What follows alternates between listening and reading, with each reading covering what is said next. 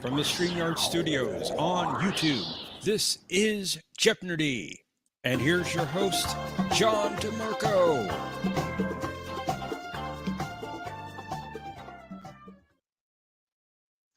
Greetings, everyone, and welcome to this week's edition of Jeopardy! We're glad you could be here. And with us, as always, is our co-host, Professor Brainy Specs. Hello, Johns. Good to see you. Good to see you as well. Glad you Good. could all join us tonight to this week's edition of Jeopardy! I know there was some confusion about the title from some areas earlier today, but we'll lay that to rest. Assure everyone it is called Jeopardy! As you can see right here at the top of the screen. And with that out of the way, I want to say a quick hello to everyone who's joining us today. So we're glad you could all be here. We had a lively discussion before the stream started, as usual. Kapla Bird of Prey, looks like he was the first one in here about an hour ago. Glad he could make it. Hello also to Thomas. Greetings, Patrick and Mikey. Hello to Mercer Cinnabon. Omnicast, our returning champion, is back. I'm sure we'll be hearing from him soon. Welcome to Jay. He's glad to be here as always, and we're glad you could make it. Welcome to Mike Richards, Aaron Vixonder. Hello to Brad Wolf, and greetings to T. Dowd, who has a few words apparently. To know him is to love him, and to love him is to know him. His words have a familiar ring to them. I wonder where he got them from. I wonder, John. Maybe he'll fill us in on that a little bit later. Possible. And I want to know what a Red Buckeyes fan is, Mikey. Yeah, I was a little bit curious about that myself. I'm a Buckeyes fan myself, being from Ohio, but a Red Buckeyes fan? And I agree, Wolverines are cheaters. Well, it looks like we've already have quite a few people waiting backstage, so we'll go ahead and welcome up our contestants for round one. So our first bring up our returning champion, Omnicast, and he will be challenging the first round by Thomas and Patrick. Oh boy! Hello, everyone. Hi, all. Greetings. Congratulations, Ami, on your win, and Patrick on your second place finish. What are you saying? Is it because it's rigged, Thomas? Is that why the fix is in? No, it's just because I'm an idiot. That's You're why. not an idiot, but it's actually good to have you here, not just lurking in the comments and spewing allegations. It's nice to have you in with us, man. Thank you. Oh, the allegations will be there. No doubt about it. Oh, I have no doubt. No, I tried to get Cinnabon and Thomas to go on Question a Trek this week, and neither are brave enough to do it. Wait, so that was the secret? That was the whole Ooh. plan, and it just didn't work, huh? Okay. I'm not always awake when it starts. All excuses. Right. Is it going to be this person? Is it that person? Oh, I won't play against this one. Come on, guys. It's all for fun. Since I have this new game, I'll probably be up even later. Oh, boo-hoo.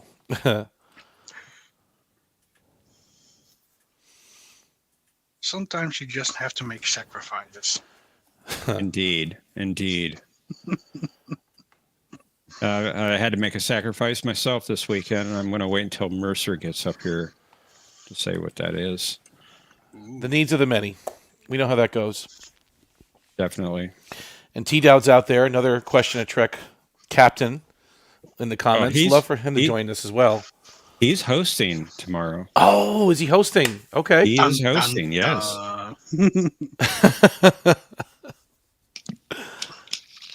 That sounds painful. Oh, my goodness. So I like when he hosts. He has a lot of notes. T. Dowd always has his notes ready, scripted. It's ready to go.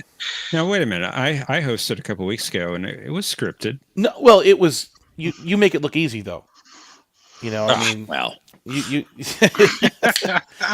not really. Well, the results were scripted already. The results were scripted. Okay, it's like a Cardassian trial. The verdict is known before the trial even begins, right? That's it. Negatory on that one. Good buddy. I would hope that the results are scripted. Otherwise, there would be no answers to compare them to. Well, there are answers, but the results of the game are not known until the end of the game. That's true. And with Conti, That you is never true. know. And no, Thomas, I have not taken over.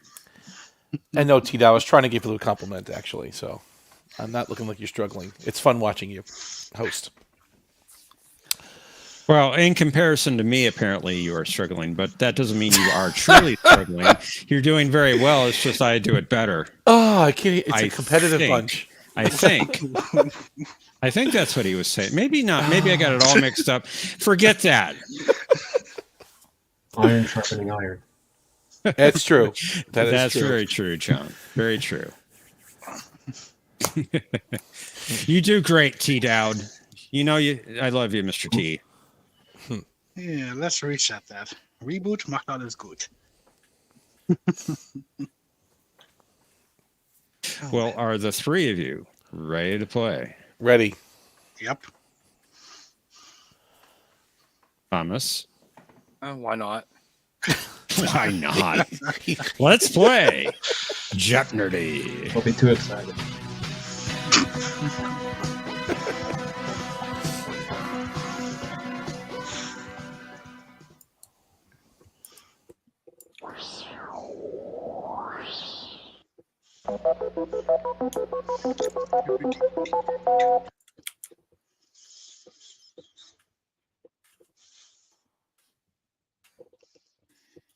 Our first category is about what are little girls made of?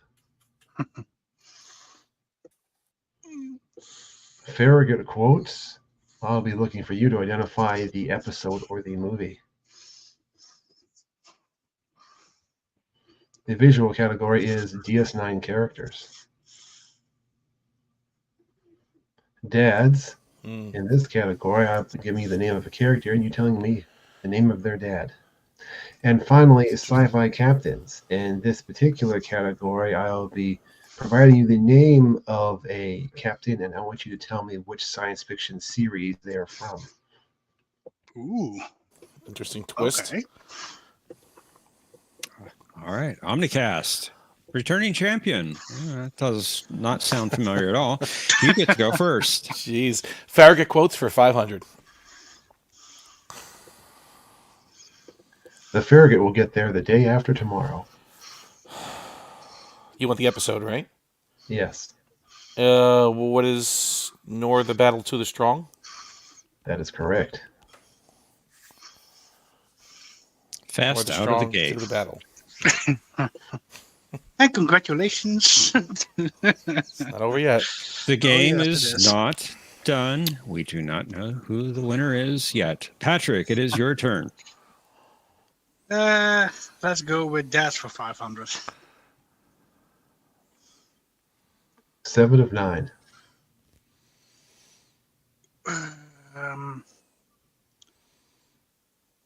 What was he called again? Who is Magnus Hansen? That is correct. I thought it was Mr. 7 of 9. but- Mr. 9 to you. Mr. 1 of 9. Thomas, you're up. Sci-fi captains for 500. James Holden. What's the Expanse? That's right. Well done. Those scores. 3 clues. Each get 1,000. Omnicast, your turn. Let's do Farragut for 4.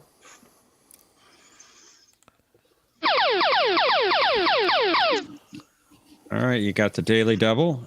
You're tied for the lead and tied for last place as well. You can bet up to 1,000 So let's make it a true daily double, Professor. for 1,000. The Klingons have destroyed the Farragut near the Lambada cluster. What is... It's the same... the same one? What is Nor the Battle to the Strong? That would be correct. Jesus, making me second guess myself 3 times. What? Well done. Oh, all right. Patrick, your turn. Let's try that for 400 then. Chakotay. That was who is Kolo Pak? That is correct. Ooh. Well done. Thomas, Not my voice. can you match their success? No. Sci-fi If you can. captains for 400. John Crichton. Pass. Omnicast. Pass. Patrick.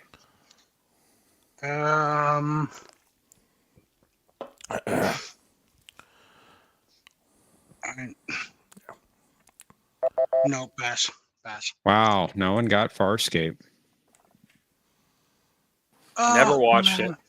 Oh, that's a good show. Is that the same actors that went to Stargate SG-1 later on? Yes, it is.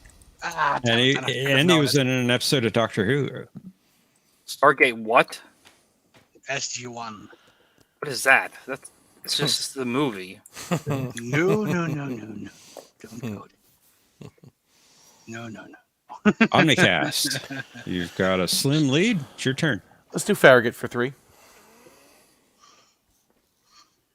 Admiral Patrick and his staff have just arrived on the Farragut. That's a stupid question. Stupid question. What is Chrysalis? That is not a stupid question. Because it's correct.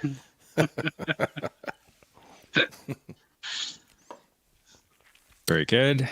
Patrick, your turn. Sci-fi captains for 300. Dylan Hunt. Wasn't he in... Oh, what is Andromeda? That's right. That was a good show for about a year and a half. Yep. Thomas. No more episodes. Sci-fi captains for 100. William Adama. What is Battlestar Galactica? That's right. Fun. Omni, back to you. Let's do Farragut for 2. I was speaking of Lieutenant James T. Kirk of the Starship Farragut. What is Obsession? That's it. Good job. Patrick, it's your turn. What are little girls made of for 400? With Kirk's prompting, this android remembered the key equation. Survival must cancel out programming.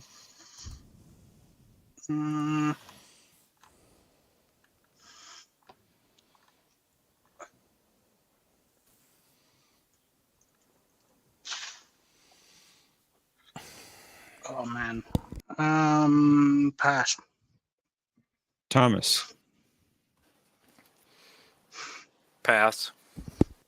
Omnicast. Who is Ruck? That's right. No, okay. A.K.A. So it was Lurch. him. Yeah. So it was Indeed. him. Rang. Could Thomas. not remember the name.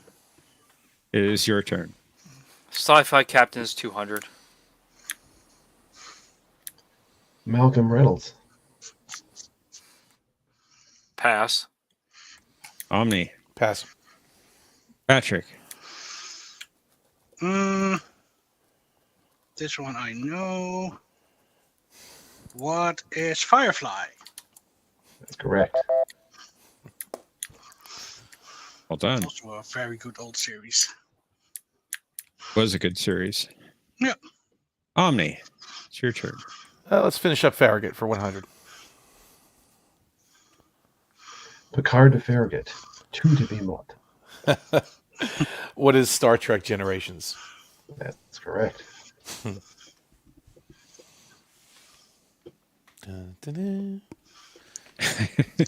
Patrick, it's your turn.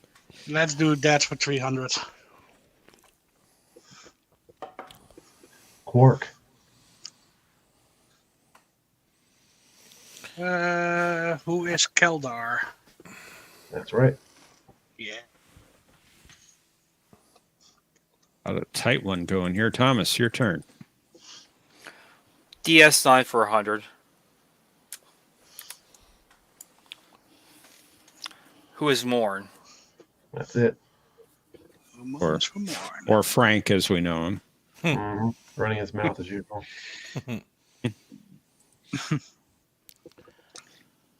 Omnicast, it's your turn. Let's do What Are Little Girls Made Of for 500. A signal from this planet seemed to indicate that the missing expedition had been located.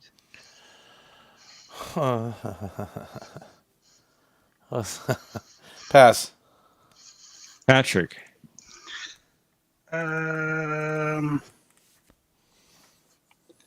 What is Exo 3? That's correct. Whew. 3 or 4. It's always 3. Nice. Nicely done. And Patrick, you got the lead now, and it's your turn. These 9 characters for 300. Who is Captain Lasota? That is incorrect. Oh. Thomas. Wait, that was the name of the ship. Duh. Lakota. But you said Lesotho. Yeah, I know, but that's what I was thinking of. Oh, well. Thomas. That pass. Omni.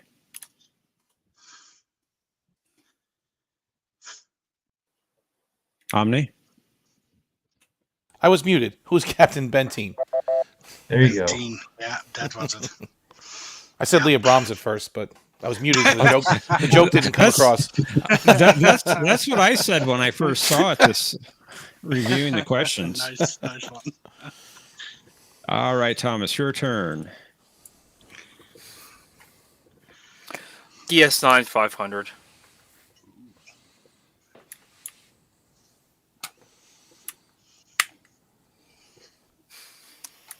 Pass.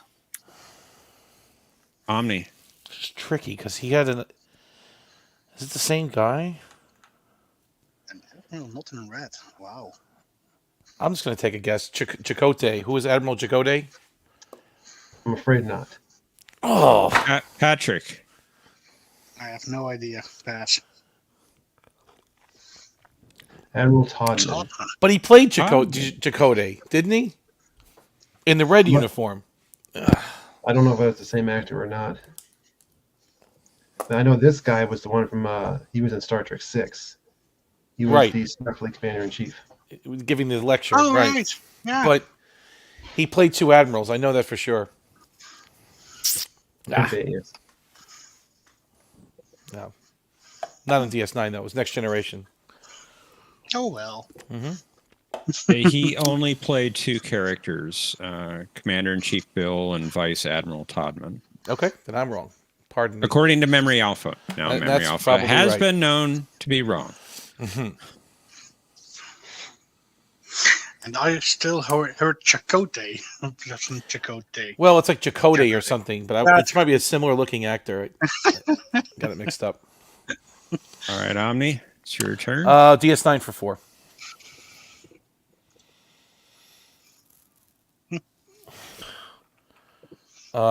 Watley. Who is Lieutenant Watley? That's right. Very Nicely done. good. I have a grandmother named Watley. Bashir wanted to Philip Fry her.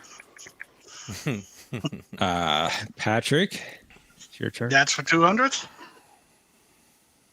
Who's your daddy? Will Riker. Yeah. Yes, of course. The one and only Kyle Riker, who is. That's right. Who is bastard? Thomas. PS9 200.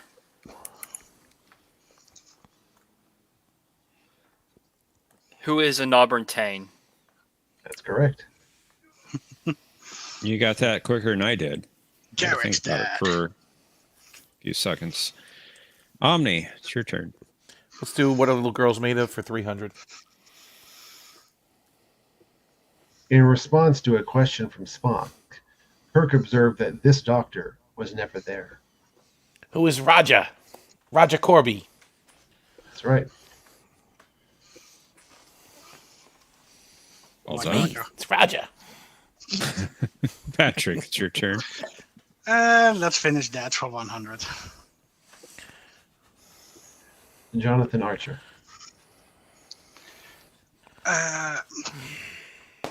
Oh wait, what was his first name? Who is Henry Archer? Henry, of course. That's right. Damn Dylan Cunning show. Non-canon dad. Non-canon dad. Thomas, 200. Kirk was able to implant a mental suggestion in his android duplicate to insult this crew member. Who is Spock? That's right. indeed. And Omni, last clue. Let's do it. She gave up a career in bioresearch to sign aboard a starship in hopes of finding her missing fiancé. This happened in a show called Strange New Worlds, didn't it? She talked about this. Careful, you might lose some points for that. Who is Christine Chappell? That's correct. And then she fell in love with another man while she was still engaged to somebody else. Subtract a point. I know I saw it on that show. Something about it's like No, you Warby. didn't. I don't know what show you're talking about. No, you didn't. No, you didn't. It's the hit series streaming now on Paramount Plus called Strange New And Worlds. Mercer's screaming for 4,999 in the private chat. Well, that's up to John. If he was serious about it, I will.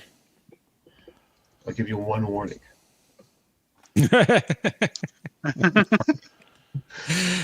All right, link to Cosmopuz. You're all in there. Well, I see two of you in there. I'm I getting think there. 1 second. I think I see somebody else that has combined all of your scores and is betting that amount. But Right. let's head on over to Final Jeopnerdy and find out what the category is. What's she going to be?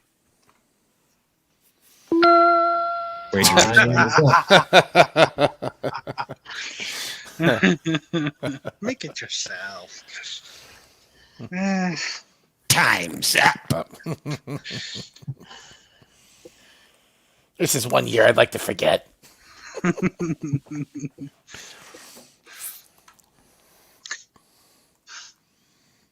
Waiting on Patrick. Yeah, hell, why not?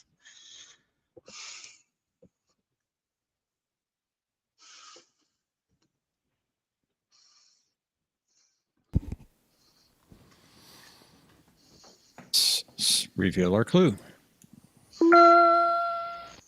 During the attack of Janeway and her new allies, the temporal weapons ship had to reconfigure to conventional weapons after this Krenim officer deactivated the temporal core. Players, you have 30 seconds. Kapla!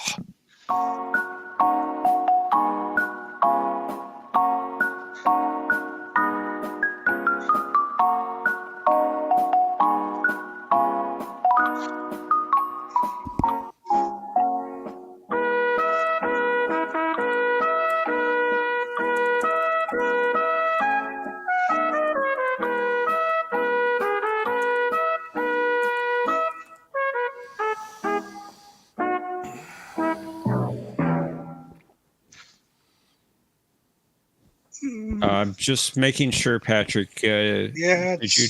it's not letting me type. Damn it. It's not letting you type. Something.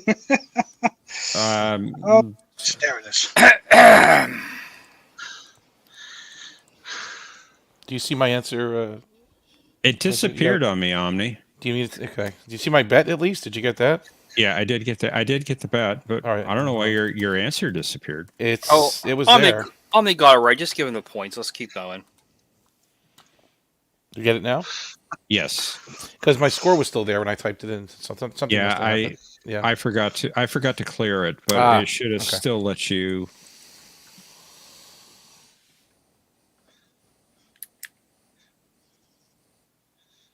Let's find out who the winner is. Thomas, you had 2,200 points entering final Jeopnerdy, and your response to the clue. Matthew Bennett. I'm afraid not. Sorry about that, Thomas. How much did you wager? All of Oh. your points.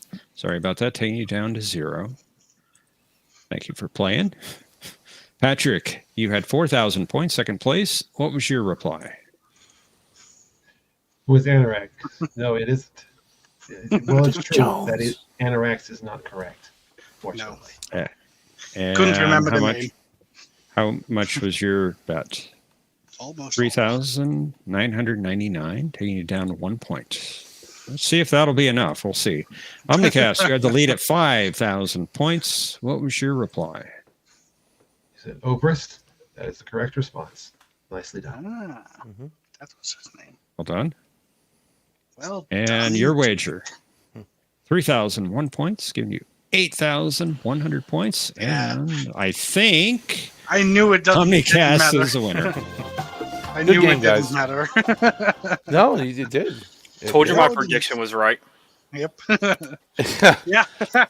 But it was close, though. I mean, it was a close game. You guys It were was right there the close. whole time. It was close. Close. It wasn't a runaway. I mean, Ron, how close is 8,001 to 1?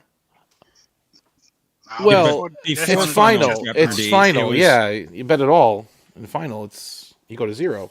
Indeed. Yeah.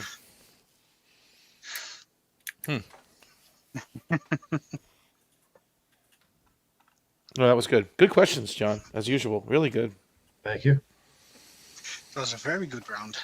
Yeah. Indeed, it was. And someone says in the pack, named M6, very suspicious. Jeopnerdy has some bugs to work out. Jeopnerdy. Is that what it is now? I don't know what the No, it is not. It's that's been circulating around for a couple days now, and it's fake news. It's fake news. Fake news. Very Fake news. Thomas knows about fake news. He does. hmm He likes and to that stir the Cinnabon, pot. I tell you, Likes to stir the pot. Both of them do. they're the kings of fake news. Even on the other show, even on the Babylon 5 podcast, there's claims of rigging. Oh, I know. It's I just a know. review. There's no contest. There's no game, but it's still rigged. The game is the remembering of the names. Oh, I see. Okay. Right. When Matthew screws it up, right? Okay. And the audio shenanigans. Right. Rigged. Oh, man. But good. Thomas, thanks for coming up. That was fun. Yes, thank you for joining us. That was a good game. Yeah. Just one less person you had to worry about trying to beat you. I'm looking forward to it. Who knows? Maybe the next persons can. You never It's a know. distinct possibility. Now the result has already been predetermined. No. There's some good players. I know Jay's been lurking around back there and a few others. I mean, come on. Nothing's predetermined, that's for sure. I'm not Although- yelling for the rest of Lent. I'm not yelling rigged anymore. So I'm saying the results have been predetermined. That's the nicer version? That's the nicer version of rigged? Okay. Is that your loophole, Thomas? Yep. The only thing that's predetermined My is the goodness. host and the scorekeeper. They are always there. That's true. That is true. I've always been here. That's right. That's right. We're getting to it. Hey, we'll be back after the show. Already. We'll be Thanks. right back. Thanks for joining us, Patrick. Thanks, Patrick. Well, let's welcome up Bird of Prey 5 and this strange M6. Sounds kind of suspicious. Hello, I am Worm. perfect. You are great. We are great. What's up, Bird? How are you? Apply. Kapla to It's- you too. It is Nomad. I'm a little disappointed. All the easy video questions were in the first round. I think that was planned. Yeah. That Omni was going to play. Right. True. So, Totally rigged. Give me softball questions so I can make it into round 2, right? Yeah, makes sense. First time DS9 questions. Right, they were Or in, easy ones. in an early round. And I blew one of them. And I blew one of the visuals. The Usually Admiral. it's TNG. We'll see, won't we? Yeah, everybody gets TNG. Or Voyager. Or Enterprise. Enterprise. Each Enterprise. one worse than the next. Plus, Kind of nonsense. Where has he I'm been? already I miss I Mr. don't know. VP. I miss him too. I don't know where he's at. If you're out there, come join us, Mr. VP. We miss hearing you complain about shows that are not canon and other things. Jeff probably banned him from this show. He Oh banned me my from the other God. one. probably. Oh, he's not bad. My No. God. He's grandfathered in, if anything, right? Jeff likes to Absolutely. ban people from shows, but so it wouldn't He surprise does me. not. He's the FCA.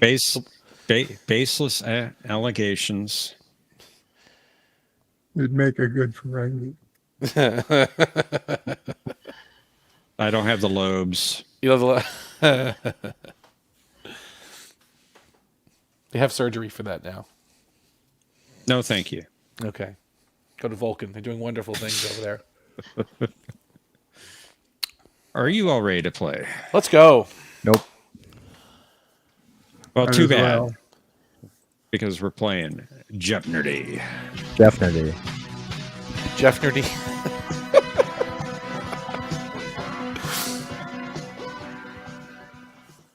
Category 1, the Changeling.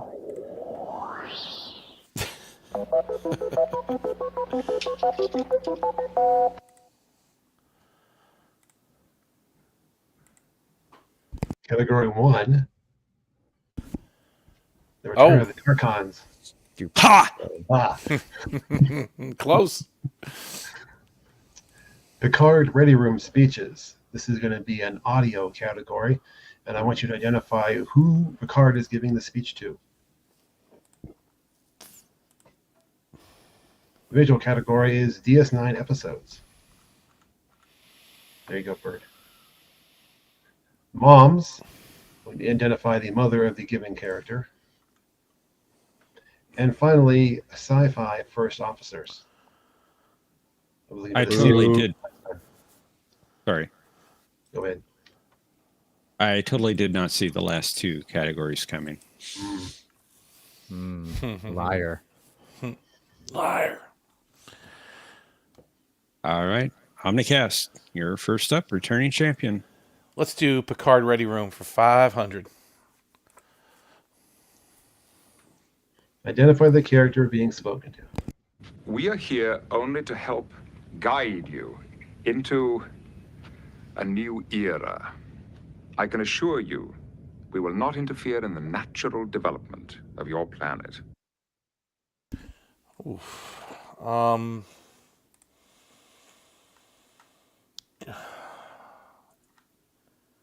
It was the...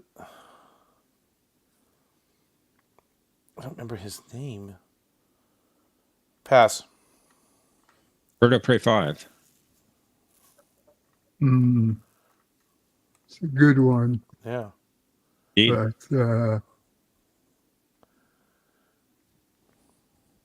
I don't remember.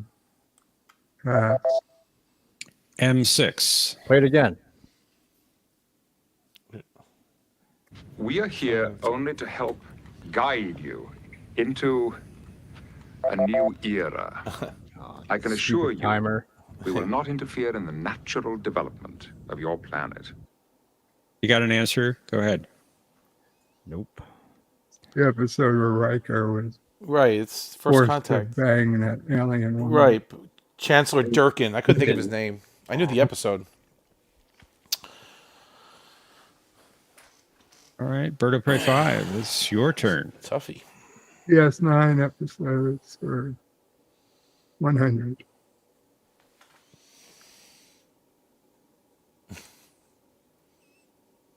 The Magnificent. What is the Magnificent Ferengi That is correct. movie? I hate Ferengi. M6. Show me Keiko O'Brien for 100. Which category? Maybe moms, obviously. Could be first officers. Spock.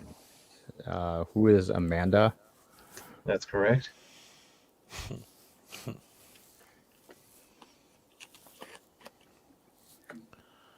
All right, Omnicast, it's your turn. Let's try this again. Ready room speeches for 400. Identify the character being spoken to. No. I won't treat a man as a criminal unless there is cause to do so. Can you... damn it, who is that? Pass. No. I won't treat a man as a criminal unless there is cause to do so. No. Pass. Bird of Prey 5. Bird. Pass. M6. Man, I think it was that episode with too what's his easy. name, but I'll pass. These are hard. It was Admiral Satie from the Drumhead. Yeah. You dirty those words when you speak them. Dirty. I was thinking the Roga Danar episode, but no. That's what I was too. Right? Yeah. I was thinking the right episode, You were thinking the right one? Okay. but I was thinking I had to give the episode name. I just thought it was too easy. That would have been easy. John's making it tricky. All right. Good. Mercer was thinking of matter of perspective. Bird of Prey 5, it's your turn. Just do DS9 episodes for 200.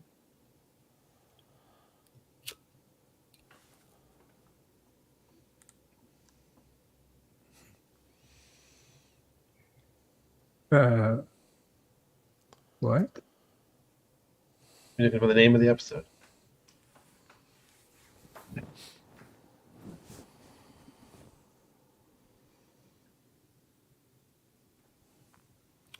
Pass. Oh man, I don't remember the name. M6. I know what episode this is, but I don't remember the name of it. It's when she got turned into a when Curie got turned into a Cardassian.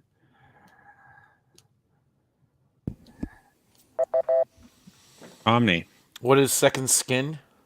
That's it. I think I Why should get is points this for knowing what episode it was in. But you didn't know the name. You couldn't tell us what the episode is. M6. I am perfect. You must give me the point. You must die. Wow. Clip that. Come on, Keiko O'Brien. 200. Bolano Torres. Oh, what?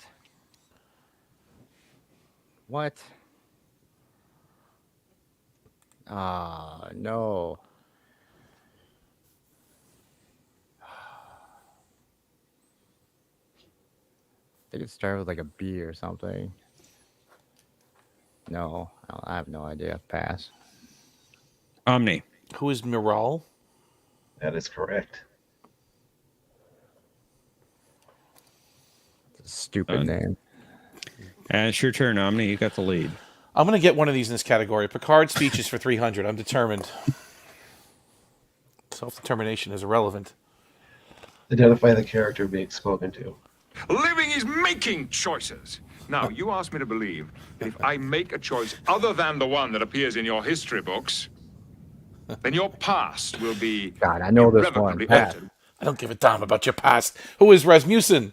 Professor Berlinghoff. Rasmussen. Indeed. Max Headroom. Well done. Bird of Prey 5. It's your turn. Do DS9 episodes for 300.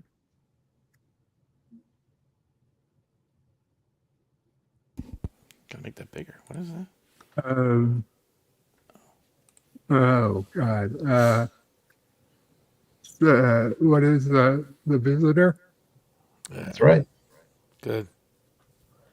Good You job. kick yourself Bird. if you didn't know that one.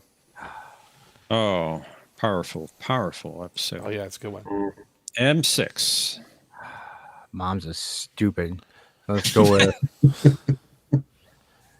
the Red Hour. Return of the Archons for 100. Captain Kirk compelled this computer to self-destruct for the good of the body. Finally, a video question. Who is Landrew? That is correct. Help me! Help me! Help me! Help me! Omni?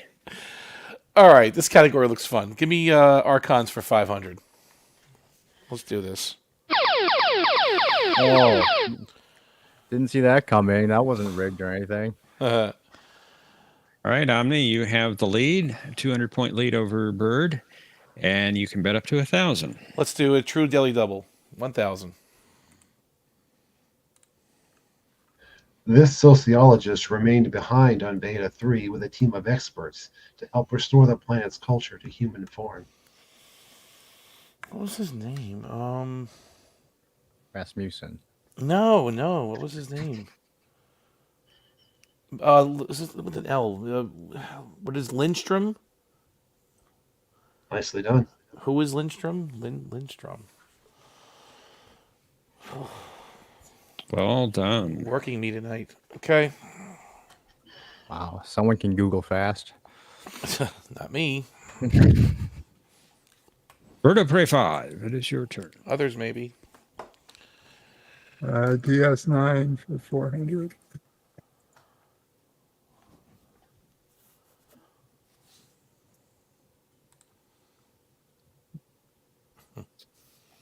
Yeah. Pass. M6.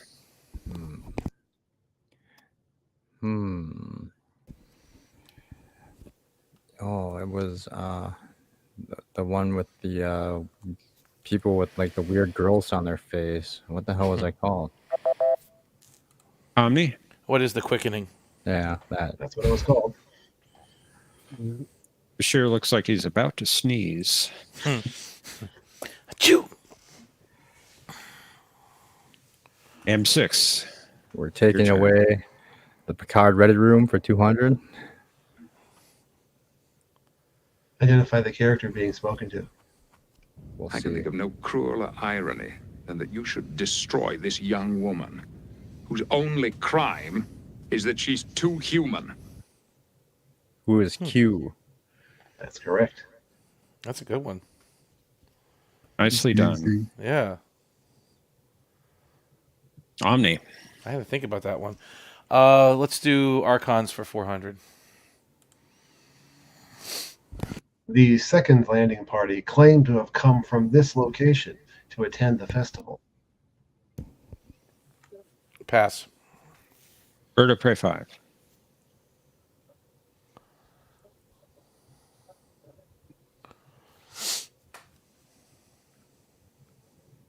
No idea.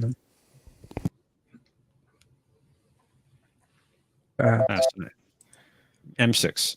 I want to say Jeff's barbecue pit, but we're probably gonna pass on this one. More fake news. Fake news. Came from the valley.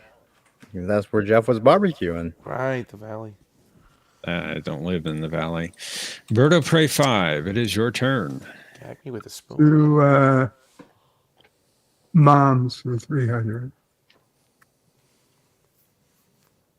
Kira Nerys. Oh.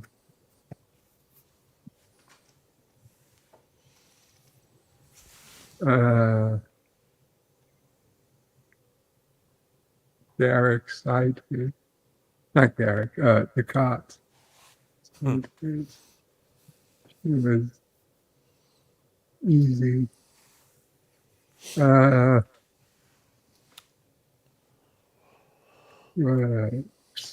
Pass. M6. Pass. Omni. Who was Kira Maru? That's it. It's a stupid name. M6. It's your turn. Come on, Ivanova for 100.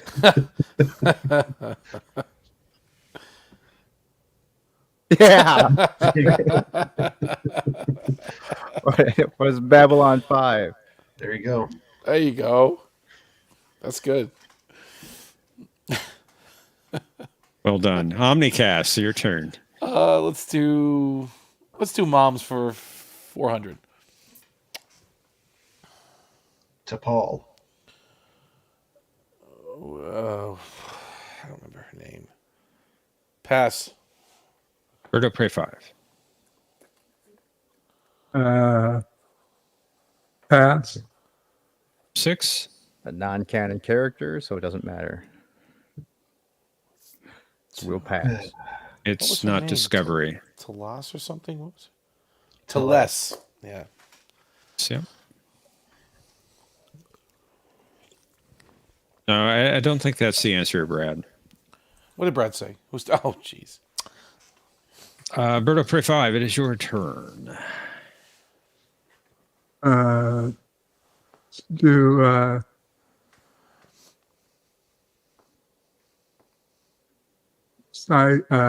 first officers for 200. Samantha Carter. Oh, really? What is Stargate? Is she one? That's correct. Huh. Wait for it. Wait for it. Thomas, wait for it. M6, it's your turn. Come on, Data's mom for 500. Jonathan Archer. We will say pass. Omni, Pass. Birdo Prey 5. Pass. Mrs. Archer. I was going to say Mrs. Archer, too. I don't know who it is. Sally? Sally Archer, to be exact. Sally, yeah. When was that ever mentioned? That was mentioned in Archer's personnel file in A Mirror Darkly. So a display. It was on display? Yeah, on the computer screen, yes. Yeah. And I don't think he's referring to Enterprise there. It's a good one. All right, Omni, Very good. it's your turn. Very, very good. Let's do ready room speeches for 100. Let's finish it up. Identify the character being spoken to. It is the guiding principle on which Starfleet is based. If you can't find it within yourself to stand up and tell the truth about what happened, you don't deserve to wear that uniform. Who is Shut Up, Wesley? Exactly. Crusher. Cadet. Shut up, kid. Bird, it's your turn. First officers for 300. Saul Ty. What is Battlestar Galactica? Very good.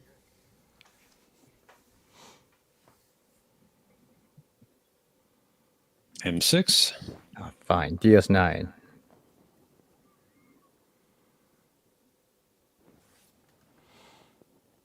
Oh, damn it. This was in last week's video. Stupid bread thing with the. Oh, my God. No.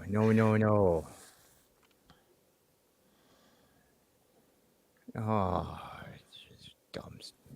I don't remember. Pass. Omni. Trying to think of the name of it. It's Foam tastes like peppermint. And the bread. I don't know.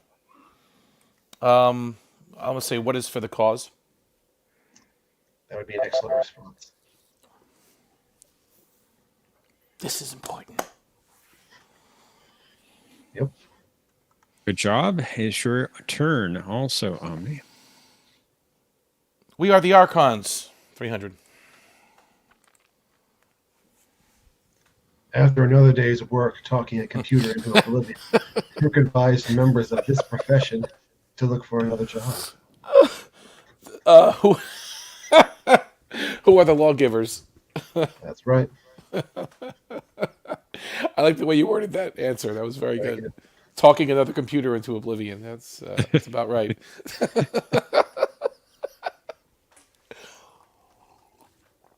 Maybe Kirk should talk to M6. Berto Prey 5, it's your turn. Oh, Do kill me all night. sci-fi first officers for 400. Jonathan Ford.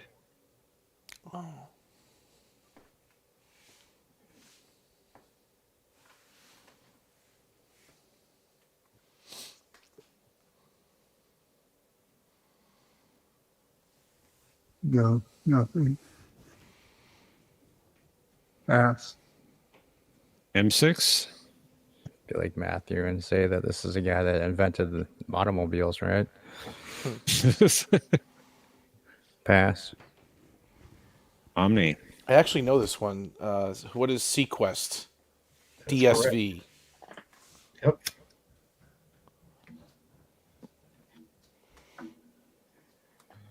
If one of you hadn't gotten it, John would have been up in arms. I know.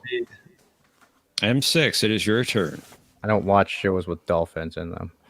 That's your mistake. Archons, 200. Just for that, you go down 2,000 points. As part of the first landing party, this officer was beamed back up to the Enterprise directly after being made part of the body. Oh, crap. Well, let's go with who's the first one? Who's Sulu? That's correct. I decided to give you a warning instead, M6. Omni, it's your turn. You get the last clue. Okay. Chip Morton. Pass. Bird.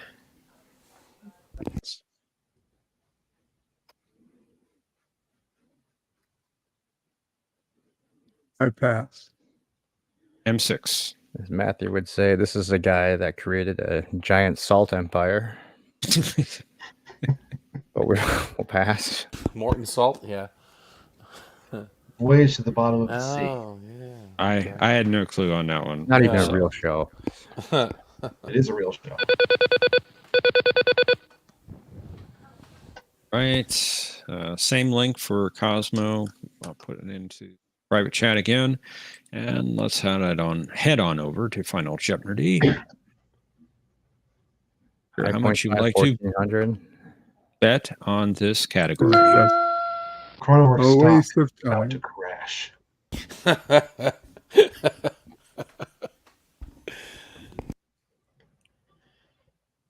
Not sure who Garth Vader is. It's not me. I'm 1,400.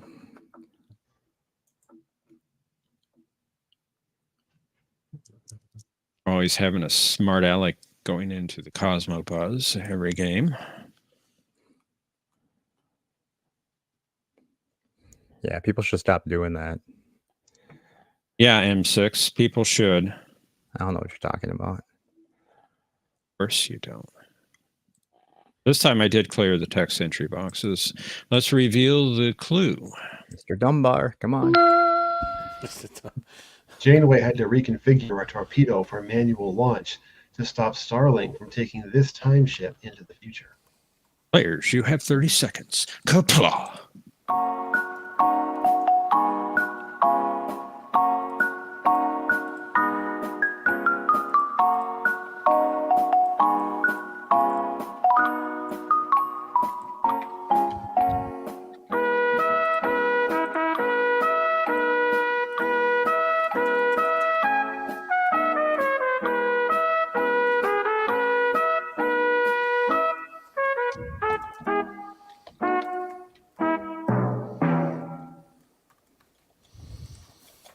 Time's up 1,400. Time's up.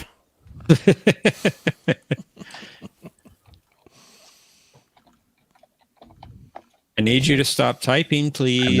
I'm not even typing. That's Henry Yes, Starling downloading the Voyager database right there. Listen to him. Clickety clackety, clickety clackety. Oh, I ran out of characters again. This is not fair. Remember what we said about that? I think you need to make this box bigger. What, the Cosmo box? Yeah. It doesn't allow for well thought out in-depth answers. And M6. You had 1,400 points entering final Jeopnerdy. What was your reply to the clue? The time ship, I'm thinking, hold on. Oh, yeah, it was obviously the time ship that wa.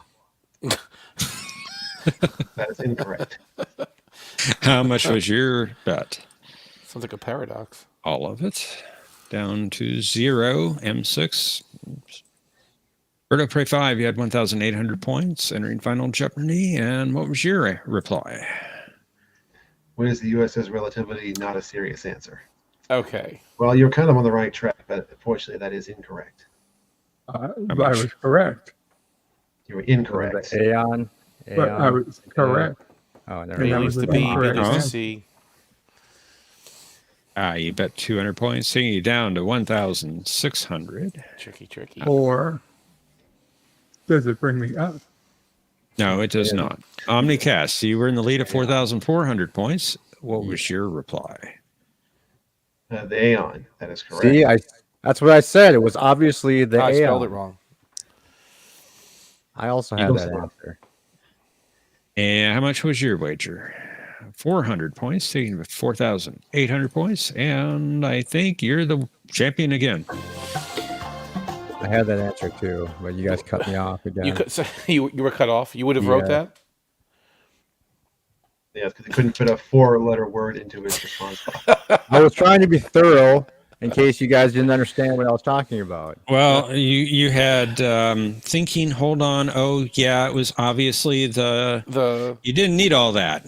Yeah, you did because I wanted. to be No, clear you about didn't. You needed 4 letters, Computers 4 characters. give complete answers. This is That a was sickening display of racism. It is. racism. That's exactly what a post-industrial You wanted me to barbarian would say. I don't see what other explanation it could possibly be. I'll be calling the ACLU. You do that. good game, guys. I guess our time is up. Time's up. Sicken me. I like how Bird Wow. you wrote relativity, but you knew it was the wrong answer. Like that's you had to qualify that, right?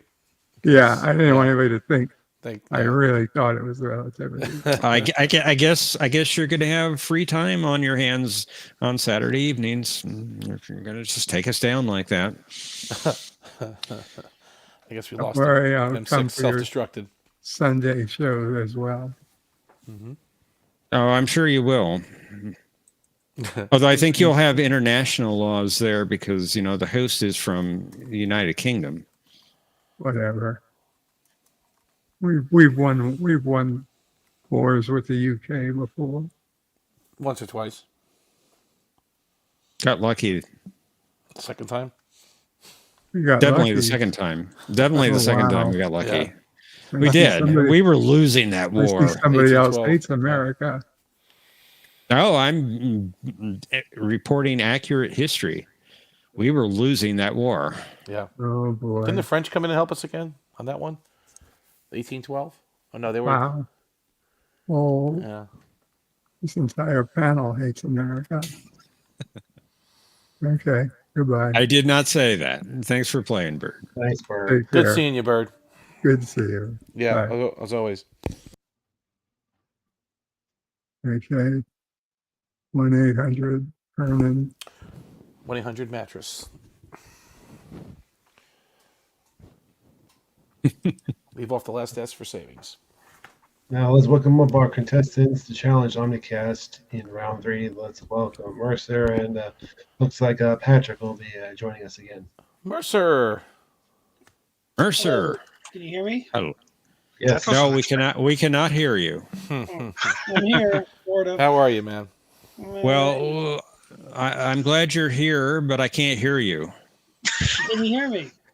Can you hear Nope. me? No, I can't hear you. I Nope. told you I can't hear you. What? What?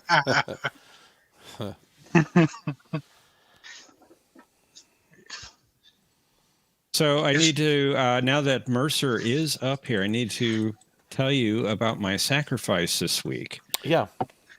So the week of Everything. the week of April 15th, in select theaters across the country, Interstellar is being played, Ooh. and I can't go Why not? because it's in Dallas, which is a 4-hour drive from here. It's not worth a 4-hour drive. Wow. Well, That's I would pretty- I would do it if I could take the time, but I can't take that amount of time. But a 4-hour drive, you have to stay overnight. I mean, you watch the movie, it's 3 hours, then drive another 4 hours back home. Yeah, I don't think that's worth it. No, I would do it for that You would. movie. You I would. would do it for that movie. And we're talking about IMAX presentation, I'm sure, or No, it's a standard screen, but Oh, I would so I would still do it. Really? They don't have a good theater near you playing it? No, if it was in 70 millimeter, really film IMAX, like the real deal IMAX, I would consider it because that's an experience. Let me But see if it's playing near me. that's You how could I just stay s- at my house. You could just stay at my house. Let me see if it's. well, I'd have to get to your house first. Well, that's easy. Just beam yourself. Transport beam. What does that mean? Like Neelix says, beam. What? If I could do that, I could just beam to Dallas. But like, we just beam you right from your ship to our ship. It's really painless. I see. Okay. Coming to a Stargate near you. Let's see here. and what's the re-release for? Is it the anniversary of the film or something? Or It is the 10th anniversary Okay. this year. wow, 10 years, huh? 10 years already. Yeah. Wow. I was very lucky to see that in 70 millimeter at Lincoln Center, at the real IMAX, and that was just an experience. Just Yeah, I saw it. huge. I saw it in Phoenix on an IMAX. I'm happy Yeah. that I have the Blu-ray, which has like the IMAX ratios that you Yeah. get once in a I- while. And I got a I surround sound. got the 4K disc. Yeah. My favorite, I just love a couple scenes that I love is the cornfield chase and the whole bit when they're approaching Saturn and you just hear Oh, the that's sound. gorgeous. Yeah, just gorgeous. Just the way they do the music. And I love how like it feels like you've been traveling for a while. Like the viewer feels like they've been on the ship for a long time. Yeah, The way- you really do. And I really like that. I really like the light as it goes around, like when they're looking at the Earth or when they're looking at the light, how it really feels. It's very 2001-ish. Mm-hmm. It does have that kind of feel, that kind of quality to it. Did you ever see the pitch meeting for it? I don't think I have. There's a channel called Pitch Meetings, and Yeah, that whole lot- I'm aware of that yeah, he did a pitch channel. meeting for it. And that whole thing where I keep quoting the whole line about astronaut hiding behind a bookshelf. That was from another pitch meeting, but he's like talking about Lightyear and how Lightyear does like a interstellar kind of thing about like time dilation. But in the pitch meeting, he's like, "Oh, so you like hiding behind bookshelves with astronauts or something?" That's where I got that joke from. That guy's brilliant. I'm not going for sci-fi horror, Mikey. That Damn, guy 10 that years guy that already. does the pitch meeting is 10 very years. Actually, it's 10 years in November, but they're showing it this upcoming month for whatever reason. Maybe they'll show it again in the fall. I don't know. I remember driving to see that the opening night. I remember going to see that. It was great. Yeah, that's one of my very favorite films. Right. I don't think it's worth just a standard screen, unless it's some Dolby Atmos remastered something. I don't think it's worth it to go see it in the theater again. Sometimes I enjoy watching movies standard. Like I saw Ghostbusters this weekend, and No spoilers. No spoilers. But I specifically chose a standard viewing because I just wanted to Right. watch the movie. I didn't want to get into all that, and I enjoyed it. It was great. Okay. All right. Thank you for having me. 2 more weeks of waiting. Glad you can make it. are By the the way, three I of watched you. your videos. I watched your videos, John. It was great stuff. Well, thank you. Uh-huh. I try to tune in when I can. You put a lot of work into your videos. He does.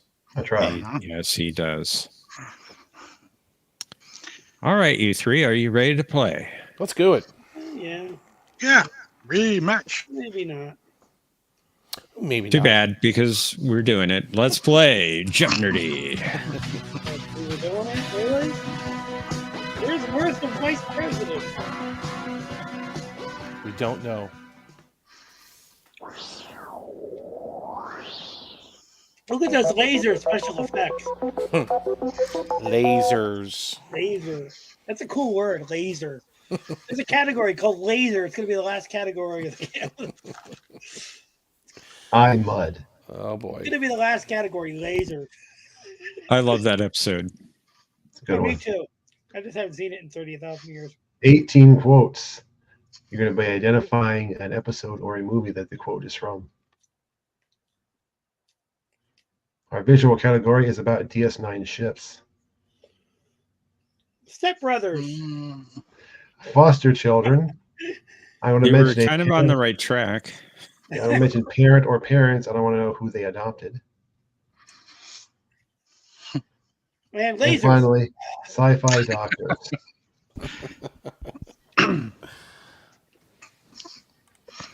Okay, it's Is that an audio Omnicast. category? Is that an audio category? 18 quotes?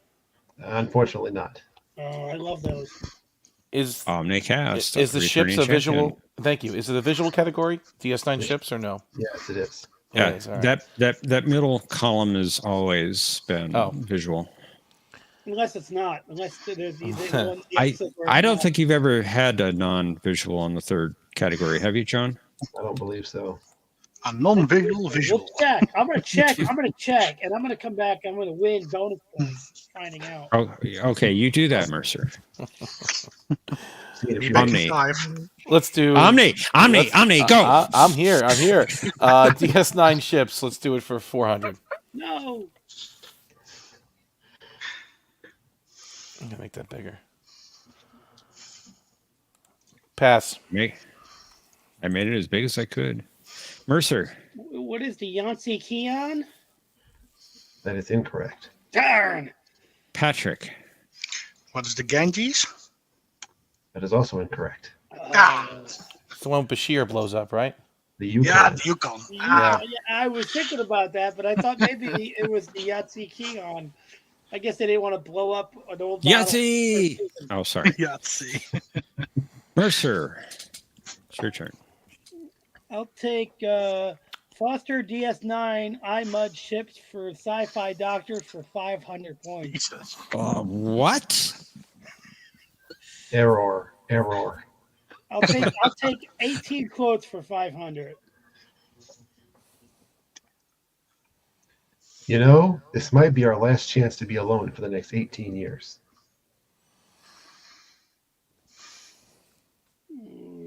Skid Row's 18 in Life. No, I'm kidding. That was a joke. Pass. Patrick.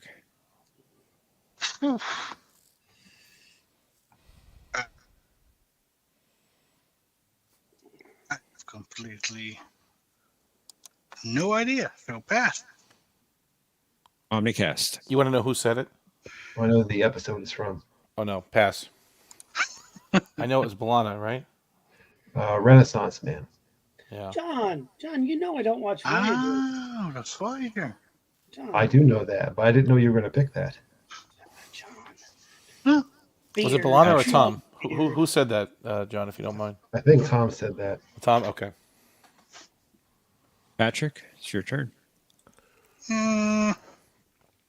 Sci-fi Doctors for 400. Janet Fraser. I hoped it. What is Stargate SG-1? That's right.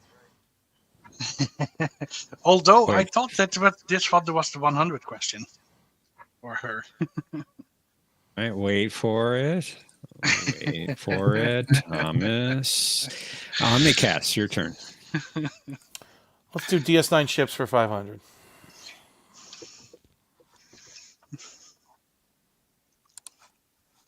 What is the Lakota? That is incorrect. Oh no. Mercer. What is the Malinche? Yeah, I was just gonna There you say. go. It's the same That had the thing. guy- Same had- ship. had the guy from Liar Liar in that movie. The guy that played like his boss's boss. There it is. There it is. Yes, yeah. The guy that played the boss's boss of the boss of the boss's character in Liar Of the Liar. boss. That's a lot of bosses. The leader of the Mercer. law firm. But only for the Mercer, boss. it is your turn to pick. Okay, I'll take iMud for 400, please, Alex. Who's Alex? Spock failed to understand why he should care to induce his mother to purchase these falsified items. Man, one of those episodes I should watch more often because it's so much fun, and I haven't seen it in 30,000 years.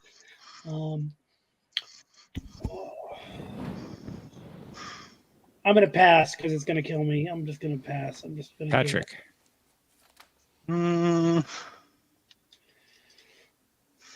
Yeah. I have no idea what those are. Pass. Omni. I think they were what are fake patents? That's right. He couldn't sell fake patents to his mother. I keep thinking of the scene that they do. The logic is a tweeting bird. That's a good one. That's what I couldn't get my head out of that scene. Spock bean boy. And Patrick, it is your turn. You got the lead. Wow. Let's see then for sci-fi doctors for 500. Julianne Bellman. Excuse me. What is Earth Final Conflict? That's correct. That show was so boring. That was Majel Wattenberry, if I'm not mistaken. Yep. Well, the first season was good. After that, not so much. Yeah, I agree with you, John. Omnicast. Let's do foster children for 5. Proga Migdal. Pass. Mercer. Pass. Patrick. No idea who it is. So bad. He was the Bajoran who adopted Rugal. Right. Did not know that. Or remember that. Very remembering name. I don't know if I'd go as far as to say it was great, but it was pretty good. Mercer, it's your turn. Yeah. Can I get a random? Can you pick one at random for me, or do I have to pick one? I'd prefer if you picked it. All right, I'll do DS9 ships for 300 points. I want 3,000 though.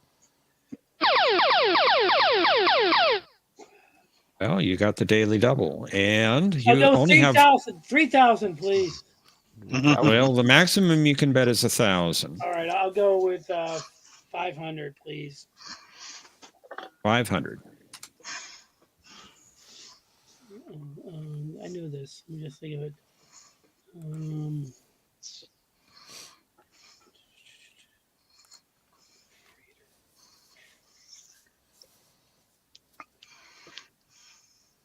That was the freighter's name. Cassidy's ship. Could I get more time to think about it? No. Sorry. What is the USS? I can't remember freighter name. Well, you're right that it was Cassidy's freighter, and the name of the ship was the Zosa. I knew it. Man, that was like the last episode I watched, but it was like 3 weeks ago. I love that episode where they keep doing maneuvers through the Badlands and they're waiting for what if we were being the ones that they're waiting for? Great episode. Patrick, you got the lead and control. Foster children for 400. That's true. Endar.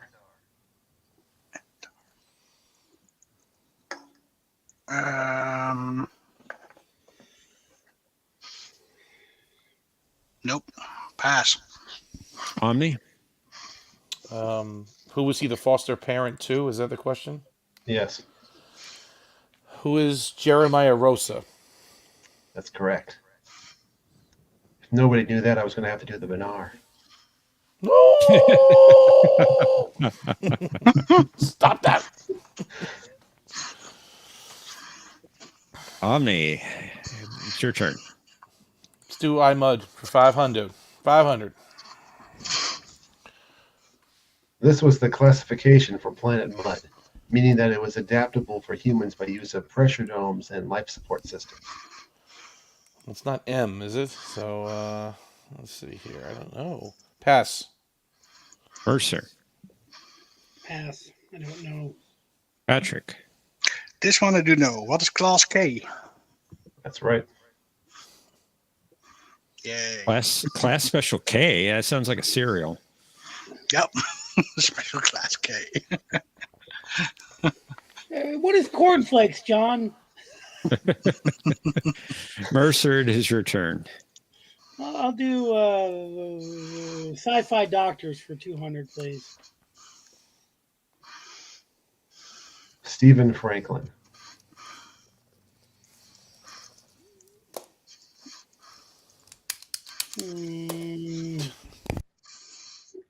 I got to pass. I don't know. I have no idea. I don't even know if I heard that. Patrick, Oh, what's Babylon 5?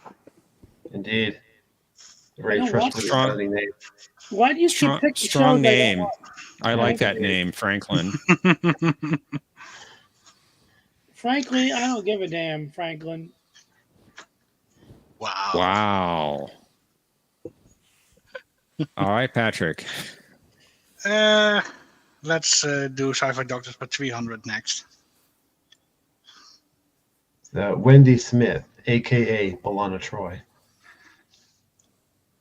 Ooh. You got to get Matthew out of your head. Yeah. Just get him out of your head. Just like press the side of your head with your palm and get it out. Easier said than done. Stupid thing is, I can't remember the series. So pass. Omni, Pass. Mercer. Pass. I have no idea. Wow. I've heard the reference That's in the Sequest. Sequest. Oh, damn it. I knew it.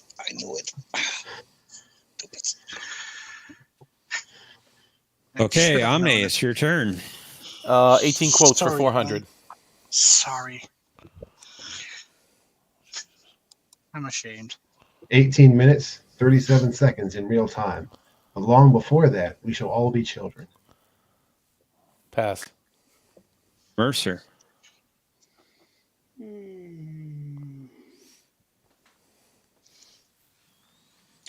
Which episode could that be? Pass. Pass, please. Patrick.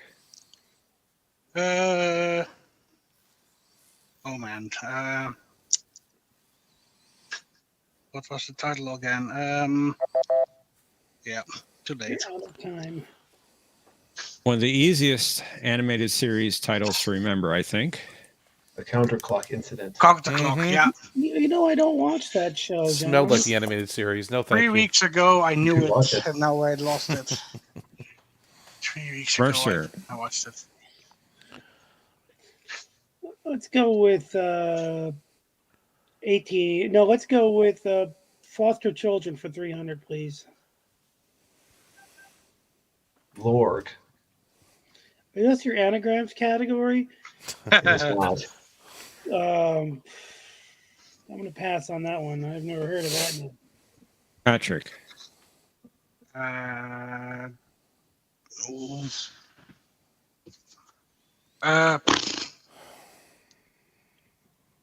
No idea. Pass. Omni. Who is Kern? That's right. It's Marcus Brody. That's who it is. Hmm. Marcus Brody. Patrick, it's your turn. Oh, I named Sci-Fi it Doctors 400. Claire Finn. What shall we say, Mercer? What I'm not saying nothing. I'm not going to No, give you're you not a saying. hint. I'm not going to give you a hint on this one. What is The greatest show on the planet. the greatest show ever of in all history. time? And now I'm We'll run really out of blanking. time Crap. bragging What's the about Orville? what- What's the Orville? Before I ran out of time. Yeah, that's it. The best show ever made. Like, seriously, the best of I ever. know. It's very good, but I wouldn't go that far. Yeah, let's not push Not it. the Well, I'll best, go as but far as say it's it's the their best show place. ever that humans have ever created. No, I wouldn't go that far. Omni, it's your turn. Let's do 18 quotes for 300. It's in the top 5. Enterprise is a tough ship. She took more than anyone could ask her to, and then some. And so have all of you. I wanted to say thank you. I only wish I could thank the 18 crewmen who were lost. You want who's saying it? I'm looking for the episode. Episode again. No, see, that's no. Pass. Mercer. What is the Forgotten? That is correct. Wow. Yay! Nicely done. Well done. I was gonna say Damage, and I couldn't remember which one it was, but They kind of run into each other. yeah, they really did a good job on serializing the last season because they all feel like of a piece. And I really like the fact that the ship actually has damage in like 5 episodes. Yeah. All right, Mercer. With DS9 ships for 2,000, please. I'll give you 200. How about that? All right, that's whatever I can get, man. At this point. Oh, what is the? No, that's not what I think it is. Why don't you circle one of the other ones? What is the? What did he call it? Not the. You can name the other one. It's pretty good. Pass. I'm not going to take a chance. Patrick. But I love that episode. What is the IKS Rotaran? That's correct. Was it Rotaran? I was going to say the Rotaran. I almost said it. I don't know why you didn't say it. You know why I were didn't about to say say it? it. I'll tell you why I didn't say it. Because I thought it might be Gold Ducat's ship. Oh, yeah. I see what you're saying. And I was thinking that that was before he stole Could have been. And I don't know if Ducat ever came up with a name for his stolen ship, and that's why I didn't want to get it wrong because you know what I mean. What was the name of Gold Ducat's stolen bird of prey, which I think they should have used? IKS Bucket of Bolts. Anyway, that was Return to Grace is a killer episode. Pretty good, Patrick, it is your turn. Let's try Foster Children for 200. Worf via the Roostai. Who is the Wevenkos? That is incorrect. Omni. Who's Jeremy Astor? That's it. I was just gonna say, who is Bernie Astor? Oh. We're looking for who Worf adopted. You must be a phenomenon. Oh, right. Say, 8 o'clock. Right. Dope. Yep. Stupid. And Good Steel Omni, it's your turn. Let's do iMud for 300. The final straw causing this primary android to shut down was when Kirk told him, I am not programmed to respond in that area. Who was Norman? That's it. Damn you, Newman. Oh, no, Great Norman. android name if you think about it. And Mercer, it's your turn. I got to go with 18 quotes for 2,000. I'm 200, please. Spend 18 hours every day under the lash of a Romulan guard, and you'll soon understand patience. So you want the name of the show or movie, or do you want the character? Yeah, the movie or the episode. What is Star Trek Nemesis, the masterpiece of masterpieces? Nemesis. Well, it is from Nemesis. and that was Mad Max himself delivering that line in his best Eames voice. I thought it was Bane. Bane. Question Patrick? for Jeff: is the Yes, scoreboard sir. defective? Excuse me? Is the scoreboard defective? Why do you ask? Because Omni is not on number 1. It happens. But he's coming back. But he is coming back. I'm glad you're It watching me, does- Patrick. That's good.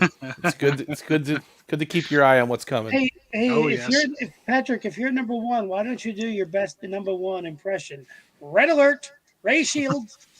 Red alert! Captain Picard to the bridge. No. That was good. I like that. Not If you're as ever, good as if you're from now on, if you don't do a number 1 impression when you're in the lead, then you get disqualified from the game. I can second that. know, Let's Patrick. go with DS9 ships for 100. What's the USS Defiant? Tough little ship. There could be a trick question though. That could have Yeah, been it could have been the or the Valiant. South, Oh, the it could have been registry's on Sao the cell. Paulo. You can see It could have been the Sao Paulo for all we knew. Sao Paulo before the rename. Yep. Well, even then they used all If stock you- footage. They used stock footage for the Sao Paulo Yeah. in almost every shot. All right, Omni, it's your turn. Let's do iMud for 200, please. Ed Wood, all that. Mud directed the androids to construct a perfect replica of her so that he could gaze upon her and rejoice in her absence. Do you want her name or Her name, yes. who is Stella? That's right. Harcourt. Stella. Hardcore fans of Mud would have given Dear. up to I'm sure. I thought All it was right, Carmen Mercer. I thought it was Carmen San Diego that he made a replica. That's where she's been hiding all this time. Mercer, which 100 do you want? I'll take quotes for me for quotes for 100 for me. Good for you for one. Okay. Now, in Chapter 18, Captain Photon disables this weapon just before Chaotica can use it to destroy Earth.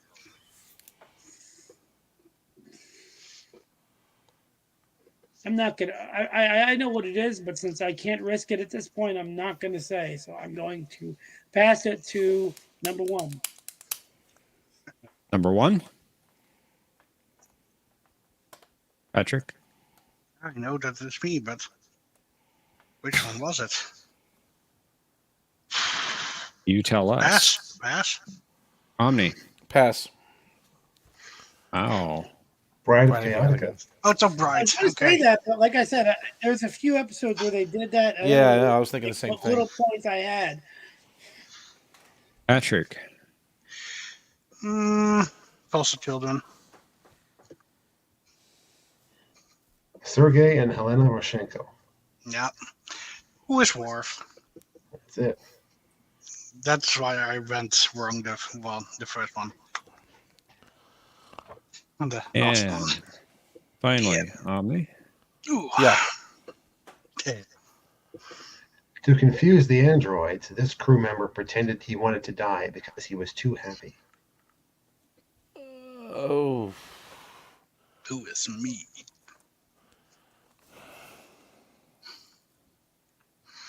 Who is Scotty? That's right. I had to think about it. It was either Sulu. Chekhov or Scotty.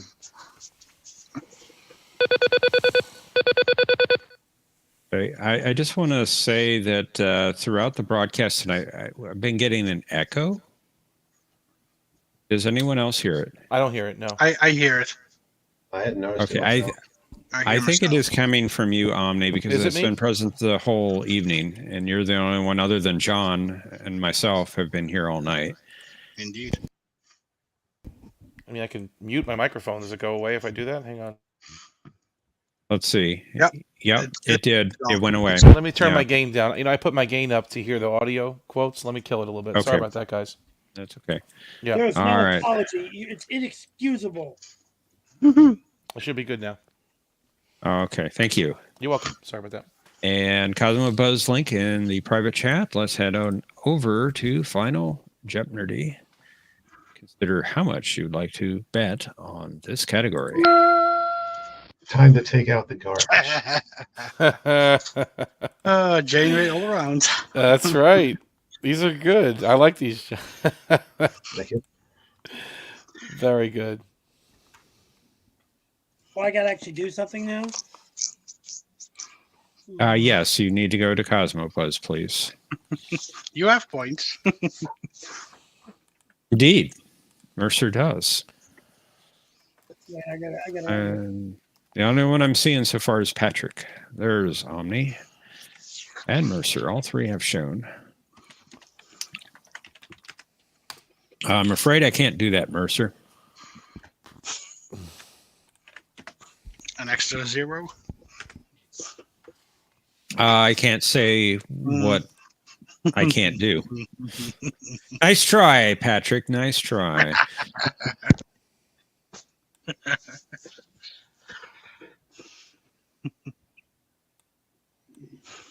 All right, let's reveal our clue.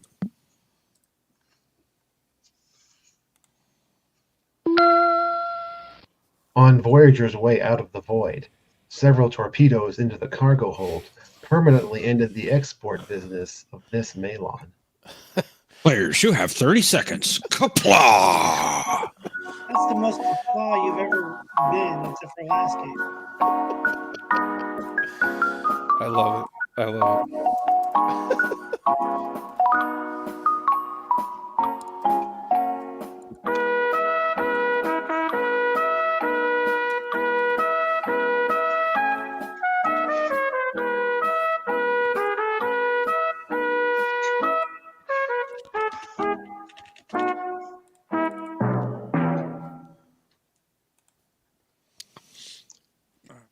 This time it Sure. I could type. Yay. I had selected the correct screen. Always Lost my important. buzz. Yeah.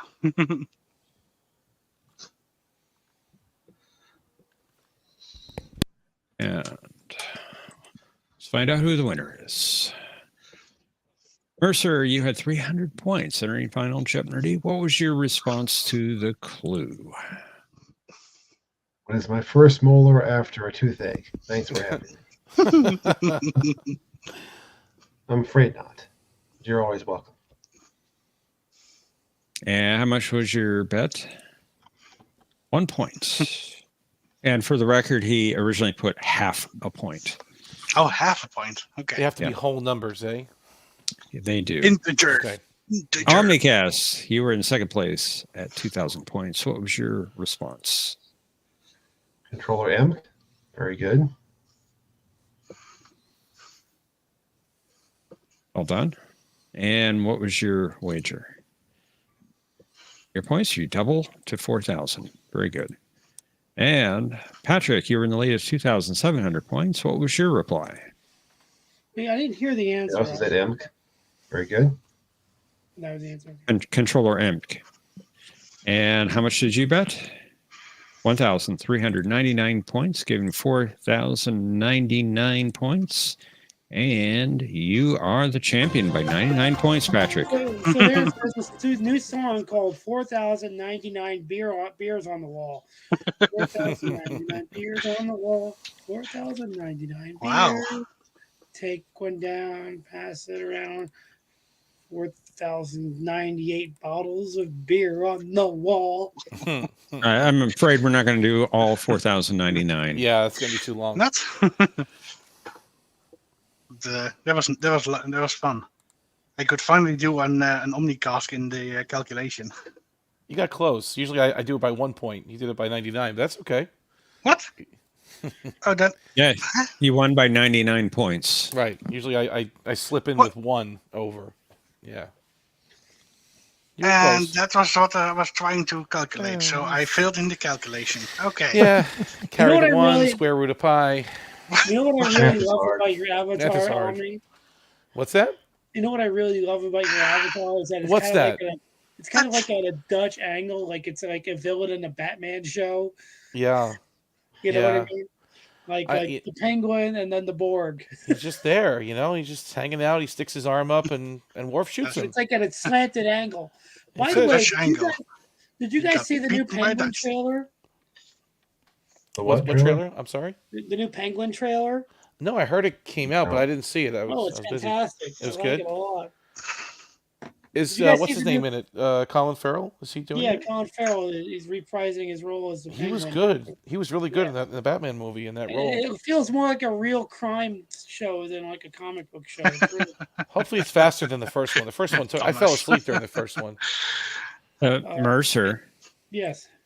my avatar is at an angle too. See it up there in Yeah, the I see upper it. left corner? Yours is. Very cool. But you're not Oh, in using the your corner there, I avatar. see it. Yes, I see him Yeah. By the way, did you guys see the with new the glasses. Beetlejuice There he trailer? is. Yeah. Did you guys see the I new did. Beetlejuice trailer? I did not. There's a new Beetlejuice coming out. I didn't know Oh that. yeah, Beetlejuice, Yep. Beetlejuice. It's called Beetlejuice what? Beetlejuice. No way. Yeah, it's great. Yep. Is Michael Keaton going to be in it? Oh, Michael Keaton is in it, and he's in the trailer too. Oh, I got to watch that then. I love Yeah. Beetlejuice. It's just a teaser. The movie's not coming out until Is not Tim coming out Burton? until like the fall, so it's just a little teaser, but you'll love it.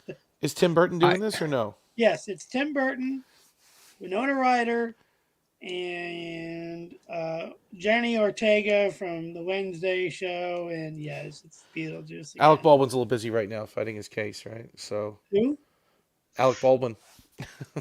Oh yeah, well, I don't think he would have come back. This is more like a generation later, so I don't think he'd come back. But you know, I do like Alec Baldwin in that movie and The Hunt for Red October. Most things in here don't react well to bullets. And Professor was going to say he didn't like Beetlejuice, right? Go ahead and say it, Professor. We're waiting for you. I to was say it. never big on Beetlejuice. See, I knew it was going to come out. Yep. Don't get me wrong. I've seen it more than once, but it didn't do a whole lot for me. It's a cult I heard classic. they're gonna go stay with stop motion animation in this movie instead of going to CGI, which is pretty awesome. I mean, Tim Burton loves that claymation stuff. That's just that's his look. That's his signature look, right? Yes. Now I know why you went wrong in my calculation. Okay. Don't wait Just for figured the it out, huh? Answer me Chapter now. 1, adding and subtracting. Right. It's good. It's good. Good. John, I think you need to tutor him. I think the Dutch public school system is behind in math. No, Hey, it's just Jeff or me. John, I had a question. Yes. Does Memory Alpha say how many takes it took for the whole bunch? 50 takes. Yeah, I that agree. would be minus pi that were number down, of takes. down on the planet? Negative Do pi. that fake phaser sound? If you're asking this memory off of how many takes it took to film that scene from iBud, I don't know. I haven't checked it specifically. I bet it doesn't. I do know that Nicholas Meyer did 50 takes of my It might have favorite scene in taken all of Star Trek. Five or more takes because it's hard to do that phaser sound. It was at least more than 5 takes. I know that. But what I was going to say Because is it's that hard my to do favorite, that, and especially in harmony like that. I wonder if they added that in. Oh, in post production, you know, probably. Yeah, post production. Yeah. what scene are Sound we talking effect. about? Yeah, I don't know what he's even asking. I don't know what. I believe it's In referring to iMud. Yeah. Go ahead, John. I was gonna say in iMud where they pretend to shoot Scotty with their hand phasers. Oh, and they do the whistle. They make the little sound whistling? effect. Yeah. Whatever it was. I was going to say they did Jay 50 says it's takes the end of the world. They did 50 takes of one of my favorite scenes, where the scene where Kirk says, "Here it comes, now, Mr. Spock." That was like Meyer hated all the takes he did of that in Star Trek 2 until Shatner got so tired of doing it that he just did it. You know, got so tired of trying that he didn't try anymore, and that's the take that they used. Wow. It's That's a like- waste it's of like film. One of my Interesting. favorite moments in all of Star Trek. Huh. Here, you know, when he does the code to lower the shields. You know, here it comes. Yeah, now, I Mr. Spock. still And that had the I still best think villain one of my reaction favorite too. I was gonna say it had one of the best villain reactions, like our shields are dropping, and then the close up of Khan as it Raise them. Yeah, I think one of my favorite scenes is where they're dancing.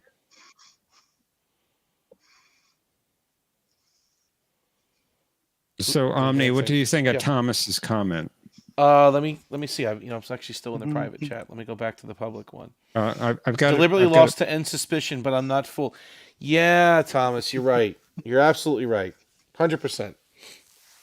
I tanked on purpose. Pure snark comment. Man. Patrick, but see, Thomas. Now, hold on a second, Mike. If I was going to do that, I would have lost to you, Thomas. Right? That would have been just perfection, or Cinnabon at the very least. Right? Right. That would have been made. That would have made more sense. No, this way they can still say that I'm in on it. It's the end of the world, Jay says. No, it's not. I'm human, even though I look like a Borg. I'm human. Some categories are tough for me. Next week, Omni will have uploaded the next set of data. And, what my data node? I'll assimilate more data. When I regenerate, I have a data node that programs me with all Star Trek knowledge. Yes. Yeah, right. Only be sure to not make assumption or conspiracies. The Voyager conspiracy. That's right. That's right. No, listen. Some categories are tougher than others. Yeah. What's up?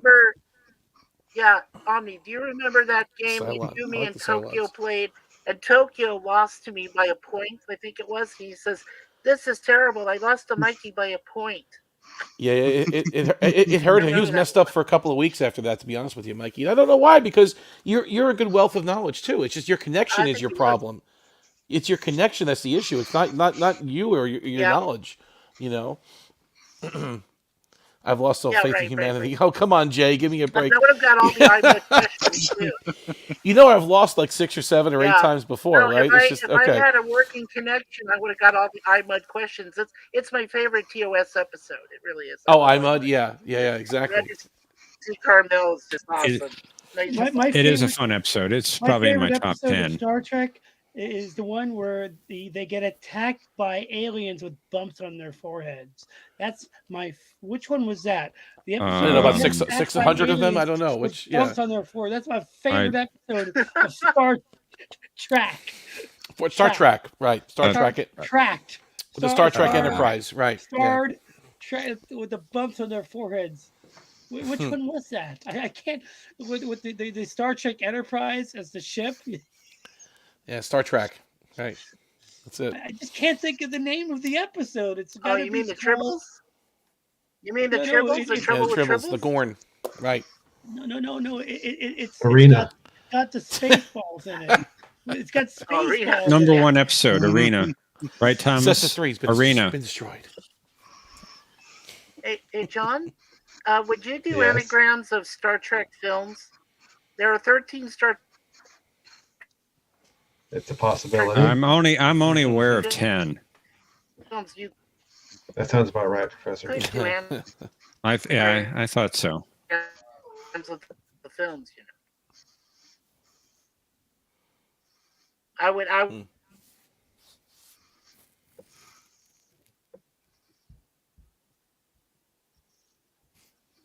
Mikey's satellite is really on the edge. Yeah, it's really on the edge of range. It's out of range of the Midas array. Solar flares. I've got sunspots.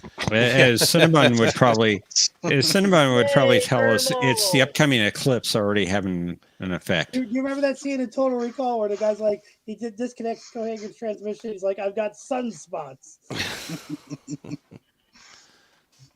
Normal. Well, I did have a solar flare named after me.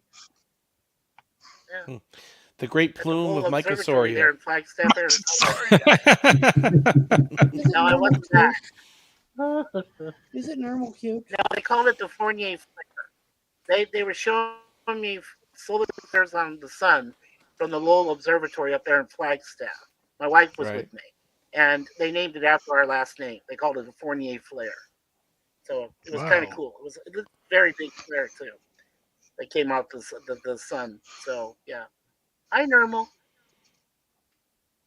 Normal's such a sweet. Yeah. See, Normal Normal's closing eyes. means pure She or knows. pearl in Indian. Hmm. Did you know that? What you said? It's a pearl. Yeah, In Indian? pearl or pure in Indian. Oh, Ah, that's cool. She's my best friend. hey Mike, thanks for the comments. These guys are awesome, by the way. John and Professor. Appreciate it. Great job. Thank you for coming Mommy. to watch the show. We appreciate Yeah, you, Good game, John. Mike. absolutely. Good game, John. Normal for Overlord. Yep. Yeah. Oh, Were very good questions Catch and categories. That's an extreme close-up. She's so pretty. Mhm. That's it. Normal's the show's over. Oh, Oh, poor Normal. Okay, Normal, it's okay. oh. She's a very she reminds me of how simple life is, you know? For her, anyway. Yeah. So I was watching. What was I watching? I was watching the episode of the Orville Brian. the other day where they go to a high school. I thought that was really cool. I like that Remember episode. Yeah. I like board. Oh, Like yeah. I just love the idea of Bortus in a high school and he has no idea what a high school is. Mhm. You have a 5 head. yeah.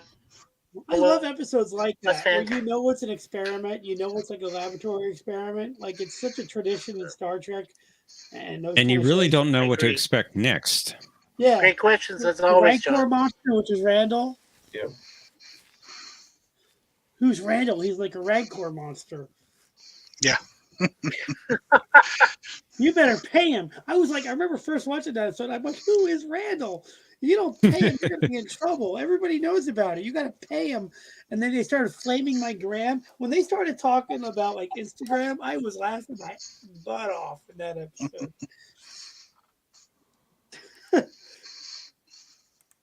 Great stuff. Yeah, great questions as always, John. Thank you. My favorite part of the episode was when they were on the airliner. Oh yeah, I really like that sequence. it was it was visually perfect, right? And I don't like the way Kelly knocked out the flight attendant. Yeah. She just like punches her out like with one shot and completely out. And then I love Gordon though. Gordon's like, usually even in these planes are pretty good, but these guys are trying to get through the tough stuff. And then he goes up there to try to like help out. There's nobody flying. There's nobody there. Nobody flying. Yep. Yeah, I think that was a really good episode for most of the cast. I think they all got something to do in that episode.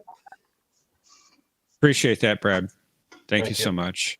John, yeah, that was great stuff. And I watched your video on the Farragut, but I didn't get to answer any Farragut questions. Oh, that's too bad. Well, Well, that voyage to the bottom of the sea one for 500. The thing is that I used to watch that as a kid, and it had the guy that was David Hediston, who played Felix Leiter later on. So that's how I knew that. And Chip, well, the reason I knew Chip was because we used to call him Potato Chip. That's what we used to call him as a kid. I said, "Oh yeah, Potato Chip Morton." Yeah, that's it. Yeah. That's one show I've never That's how I knew seen. that. I was kind of surprised you guys I haven't didn't seen know. it either. Yeah. I had to look that one up. I'm still ashamed that I didn't get the Sequest question right. It The happens. first officer. Yeah. Because I watched that show Yeah. when I was a kid. Maybe because he left, he was only in the first season, right? Or first and second. Yeah, but then still. Was he there the whole Oh, time? he No, was in all three he was seasons. there. wasn't They he? replaced the captain. Yeah. He stayed, right? Hmm. Right. That's true. See, I dropped off after they did that reboot with Sequest. That's when I lost it. Well, Roy Scheider Matthew did a Scheider? watch party of Sequest a few years back, You and don't Roy say. Scheider? I was surprised by season 3. It was much better than I remembered. Okay. Is Roy Yeah. Scheider in that show? Yeah, he is. He was the love captain in the first couple of seasons, No. anyway. Yeah. Yeah, That's first the two, one and he reason came I back. like- He guest starred Yeah, on occasion in season 3. Oh, did he was one of my favorite actors when I Right was now, a kid. John, You know, I now always liked Jonathan him. Brandis and I was in used to watch Sequest, right? He was in DSV. Jonathan Brandis. Yeah, he played Yes, he was. the Yeah. teenager boy, whatever his name was, with the dolphin, right? Yeah, that's right. Lucas. Yeah, I remember that. Lucas. Hey, That's did you right. notice, Yeah, Lucas. John? No, wait a did minute. I you thought it notice- was Lewis. Did you Lewis. notice? Only No, according to Lucas. Matthew. Oh, Did okay. you notice in the Hey, movie John and I remember. 2010? Wait, real quick. Do you notice that in the movie 2010, Roy Scheider plays Haywood Floyd, but he has dolphins in his Dolphins. home? Did Mhm. you notice that? Is that why they Yes. casted him? I don't know if that's Uh, why, wife- but that's an interesting His coincidence. wife, his Take care, wife Jay. was like a dolphin. Night, Take care, Jay. character. Good night, See Hope Jay. you can play next week. Yeah, good to see you, Jay. Yeah. Hopefully to see you. I hope you feel better. Listen, but you notice like his wife, I think, was like an expert on dolphins or something, and she was doing lectures on dolphins. Hmm. So that's why they had dolphins. She was in a the marine house. biologist. Yeah, she Yeah, was a marine biologist, Mercer. So yeah, that was a good movie. So yeah, I think that's why they casted Roy Scheider. But no, he's just a great actor. He really brought a lot. Oh, of yeah, good he's in good. that movie. You know what? Roy Scheider actually did Do you want fries with that? great in 2010. Fries I are liked up. him in 2010. Make it a combo. Ding. Can I get a consonant? Vowel, consonant. I'd like to vowel. buy a vowel, please. John, I had this the Fortnite wretch. Gritty. Transmission That jam. was pretty good. That was pretty good, Mercer. That wasn't bad. And we can't see a thing. Oh, Transmission jammed at the source, sir. yeah. Buck the kick it. Roscoe, you're going to get it, Roscoe. Elevation, altitude.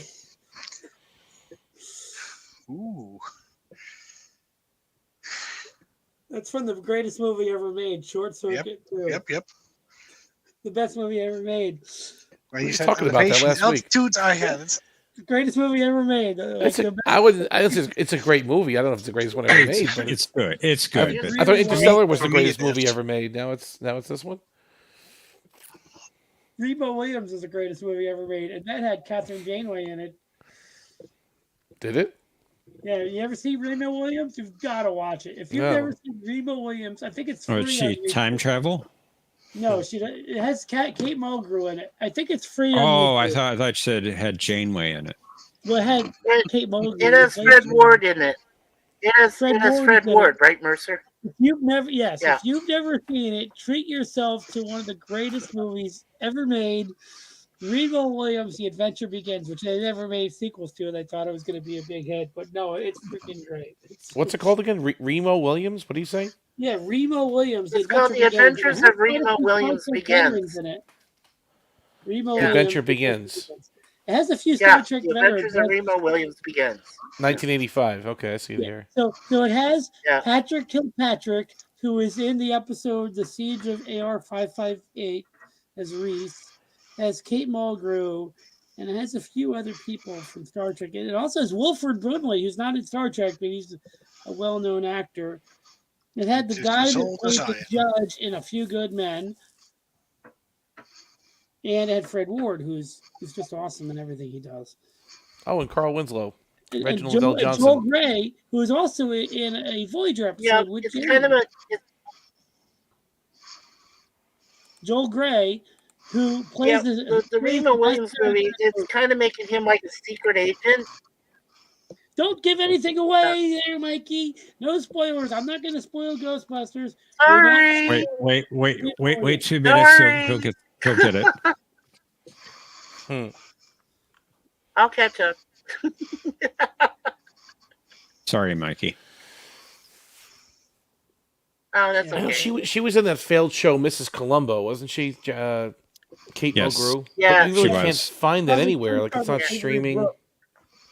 She's probably co-starred with Avery Brooks from his Man Called Hawk show. Man Called Hawk, right? That was a spin-off of Spencer for Hire, which I think Yeah. did better than Mrs. Columbo. I mean, that didn't make any sense too, I mean, so that's Columbo's wife, supposedly, Yes. and she would solve mysteries while he Yeah. was at work solving crimes, right? Hey, you know what they need to do? I don't know. I never saw it. I mean, that was the whole premise, and At least I don't remember seeing it. Who's the guy that played Harry Kim? What's his name? Garrett Wang. Garrett. Yeah, Wang. Garrett They need to Wang. have a show where he's the main. Garrett Wang. Garrett And Wang. he'll still be an ensign. It's like they need to put him as the lead in a show. He'll still be Because I want to see him an really, instant. in the episode Timeless. He'll never be he captain. really Never. killed it. In the episode Timeless, he really killed it. I don't know. He was Like, good in in Timeless. one Yeah. He One did really episode- well there. Like, no, seriously, I'm not even joking. Like, he's terrible in 90% of Voyager episodes, but when he gets a good script, he freaking killed it. Like in Timeless and a few other episodes. But in Endgame, he wasn't that good to me as Captain Kim of the Rhode Island. No, I know. But when he, like I said, when in Timeless, I felt like he wasn't Timeless, even he the was same good. actor. Yeah, he was great. so Yeah, he was good. very good in that. He had the mullet. The mullet makes a difference. I guess. But the way he played that character, like usually when I look at that actor, I'm like, he's hitting his marks, he's saying his lines. But when he did Timeless, I'm like, is that even the same actor? Because he didn't feel like he was acting at all. He was just great. I guess because the character had some Well, more story Garrett to Wang work with, did right? do He some had off-Broadway 15 years stuff. of There was something to the character, you right. know? Yeah, like, he's not just on the bridge pushing buttons. He went through some traumatic stuff in that 15 years that kind of shaped him into more of a renegade. Yeah, and Right, even the and- end of the episode where the regular Kim gets the message, thought he killed that too. Yeah, that was actually pretty good when he Star watched it Trek on the screen reviewer, there. that's Yeah, true. Well, I wasn't aware of that. Sequest. No, I didn't know that either. I Interesting. missed that. I heard he was always He was late for very the young, show. though. That's, like late to the set when he Who, was doing Garrett? the show. That's why they didn't give him out more episodes. He was always showing up to the set late. That's what the I first heard. I've heard of that. Yeah, I don't know. I mean, Yeah. I guess it's possible, but they don't like that too much. You know, I thought the guy that played Mayweather is sometimes a pretty good actor. You know, I think that he wasn't good all the time, but there were a few episodes that he did. They good. gave him nothing to do. I mean, the guy got nothing Pretty much, yeah. to do. Nothing. I mean, it was worse than Tasha Hey, Yar, Omni. right? Yeah, what's up, Mikey? Hey, Omni. Now, you mentioned Spencer for Hire. That had Robert Urich, correct? Yes. It's a great show, by the way. Well, I actually liked him better in Vegas. I Vegas liked was him a better good in show, Vegas too. when they introduced him. Vegas was a good Yeah. show. But Spencer I liked was him more. interesting because they filmed it on location, I think, in Boston. And it was kind of just an interesting show, the whole premise of it, solving crimes and whatever. And Hawk was the best part of the show, honestly. Avery Brooks stole the show. Like, whenever he came on, that made the episode fun. I mean, Spencer was cool, Yes. but, Hawk would show up, Spencer, what do you got for me? He was great. He was so good. And you can't stream that show anywhere. You can't find it. Yeah, that's It's true. I'm sure it's a Warner Brothers thing. It's And probably yeah, a copyright thing. But you have to buy it on DVD, I guess. It's the only way you can really watch Spencer at this point. But it's really, really good. And A Man Called Hawk wasn't bad either, but it wasn't the same. Which What's sequence? that, Did Mikey? you ever see that movie? Did you ever So see that movie, The was- Big Hit? I remember seeing it. The Big Hit had Avery Brooks in it. And they started doing trailers for it right when Pale Moonlight came out. So they always promoted his scenes because he was in that Pale Moonlight mode with his character. He played like a mob boss. You should check it out. It's a pretty fun movie. Dr. Noah. Omni? Yeah, Yes. it was called The Big Hit with Lou Diamond Phillips and Mark Wahlberg. We looked at that last week. I'm sorry, Mercer. Go ahead. Yeah. No, I'm just saying, check out The Big Hit. Check out Avery Brooks, The Big Hit. Just do a YouTube search.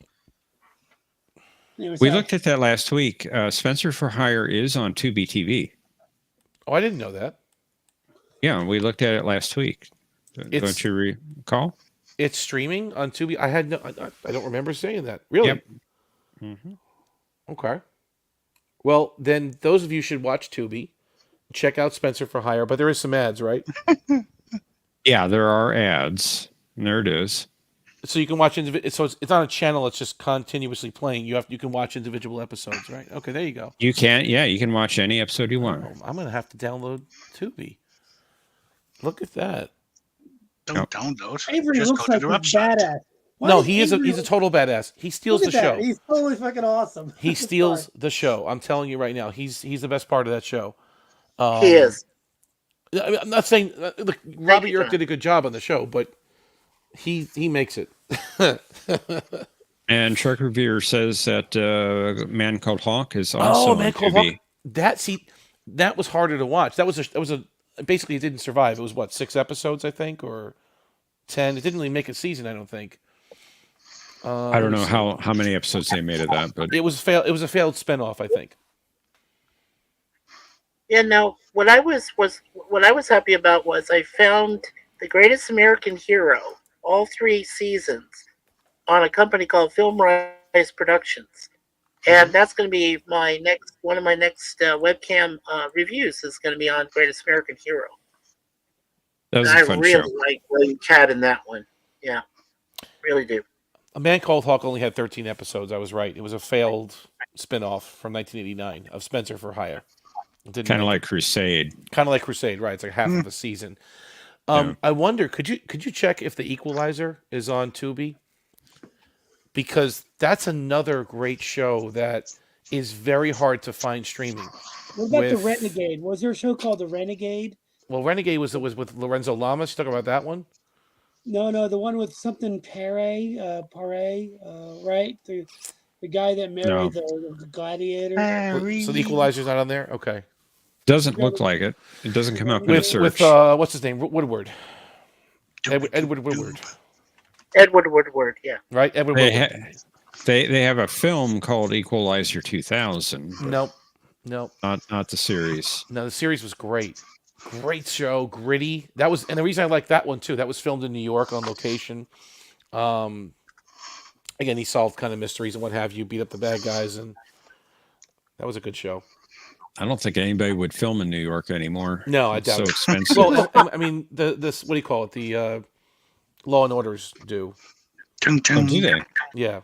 Okay, I didn't know that. Yeah, they all pretty much did since the beginning, and it is Hey expensive to Patrick, film there. have you ever seen Miami Vice? Now they filmed that all over Miami, Florida. That's a great Of course show. I did. Cool. That's a great show. You can watch that one, I think, on NBC Classics. Mm-hmm. Classic On NBC Peacock. On Peacock. Well, it's kind of Peacock. I think it's another app called NBC Classic. Yeah. It's wow. Yeah. I'm surprised they don't put them all on Peacock. I thought they would, but they haven't. All of it them. is on Peacock. It is now? Okay. Because back then it wasn't. Yeah, there was it was coming over. Okay, Patrick. Sorry. Tried to make a chicken sound of the peacock name, but it didn't work. Yeah. Miami Vice is a great show too. If those of you haven't watched it, you're going to see a lot of Star Trek actors in there too, and just great. And Battlestar actors from all over, movie actors. Did you ever musicians? You ever see the movie Man from Earth? That has quite a few Star Trek actors in it. You ever see that, Man from Earth? I don't remember that one. It's a sci-fi movie with it takes place all in one set, and there's no special effects. It has John Billingsley who plays Phlox. It has Tony Todd. It has William Catt and some other people in it. And you can watch it on YouTube, I believe. Okay. It's called Man from Earth. And the whole thing takes place in one set.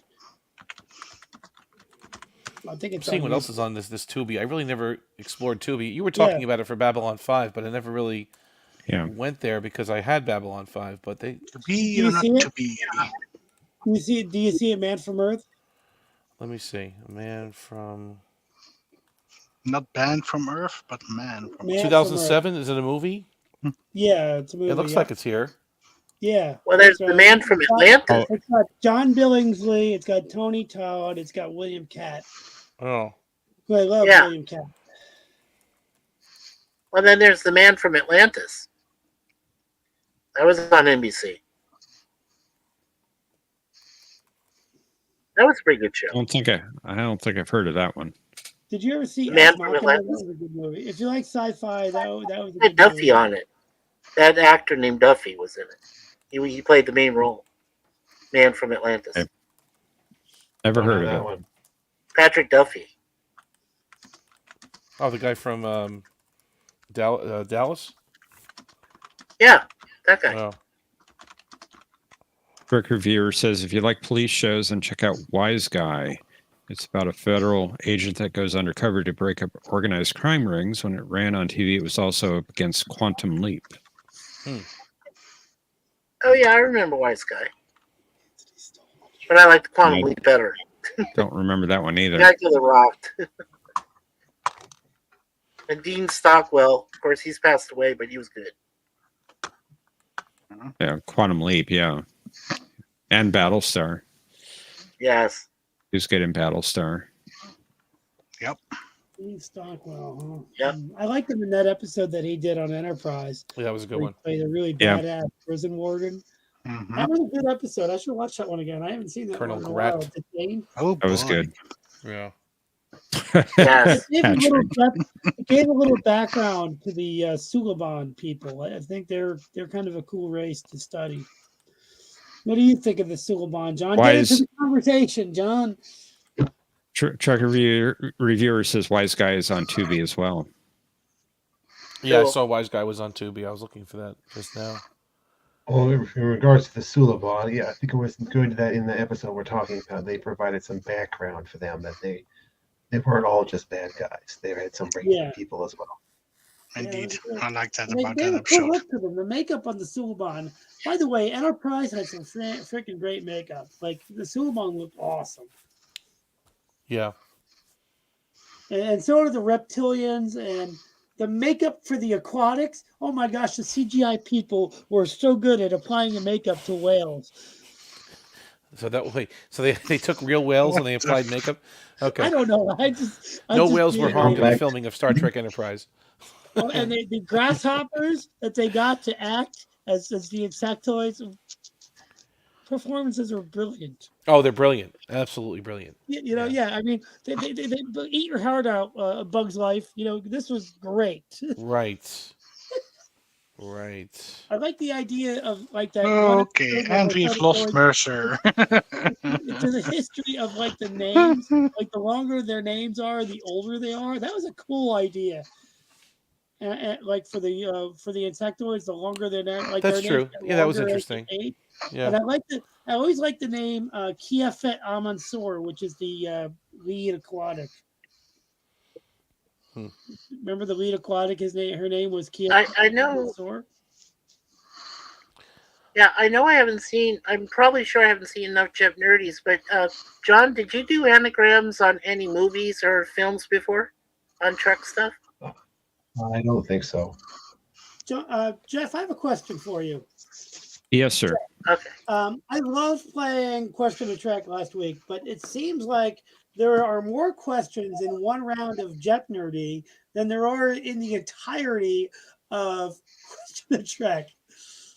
There's so like it's like I love it, but there's not actually that many questions. There's like maybe 6 questions around or something. Well, the first round has 10. The Mercy, second you round won. has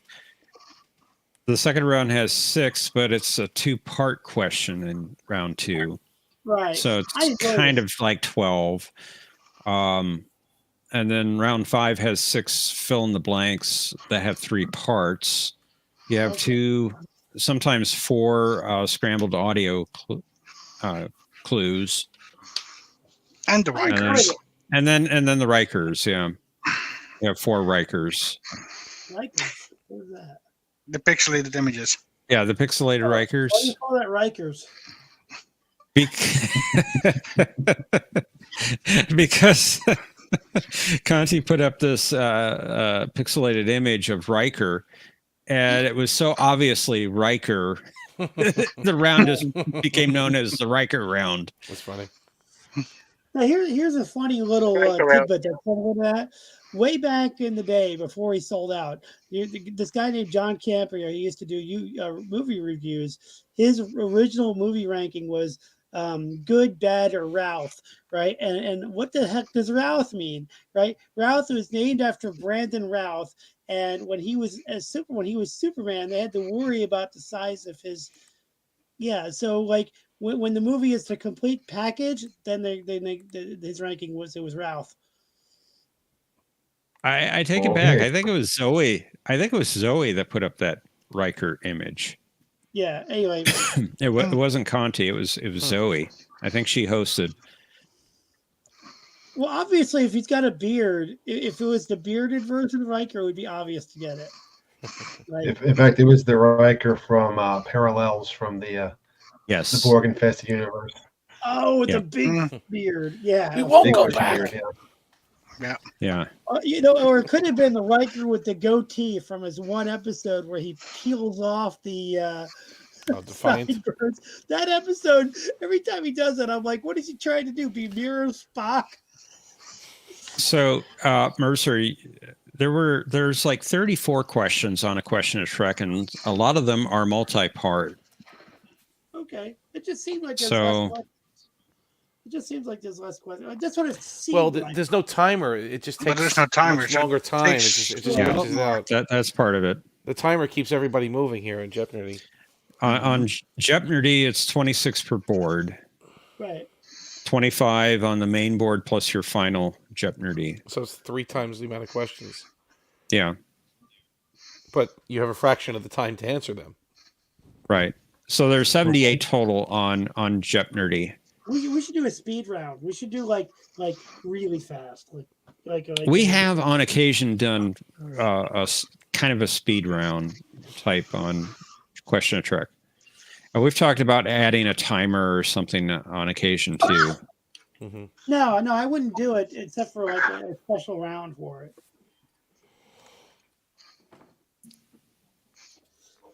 We'll check it out, Tubi again. RoboCop the series, by the way, is on Tubi. I haven't seen that one since it I aired tried back in the watching- mid '90s. I tried watching the live action series. It's free on Vudu. It was very difficult to watch. And they Really? even Because I tried to remember use- it being okay, but I was younger, you know. They even back tried in the to use 90s. theme music, and it was bad. And then they have RoboCop Prime Directives, which is from 2001. That was bad. I think Yeah, that's but the they one I didn't. watched. Yeah, but that RoboCop, they didn't have Peter Weller crossover, right? He didn't go for the films. I don't think TV so, but it looked pretty good. I mean, the Yeah. costume was It original, the wasn't car good. and stuff. I mean, It wasn't good. no, it wasn't. I guess I remember. remember it. I have to go watch it again. Yeah. And getting back to a Question of Trek, I think we don't really have a time limit because we banter a lot on that show. Yep. Yeah. And that's And part of the fun. that's part of the show. That's part of its charm. I mean, we do have banter on Jeopnerdy, but not to that extent. But we're a different show here, and that's fine. We have our banter afterward. You Yeah, guys, that's remember, you guys remember the YouTube show, Movie Trivia Schmodown? They had a cool format for their show when it was on, where they did movie trivia and they did 3 rounds and they were all a little different. It was really cool. Who is that? The Movie Trivia Schmodown. I've never heard of that I one. don't think I saw it. Me neither. Yeah, if you ever look it up, they that was a really good format for a trivia show. They treated it like MMA fighting, like you do smack talk before you play, like you're trying to like in wrestling, you smack talk the other team as much as possible, but that is all about movie trivia. It was really good.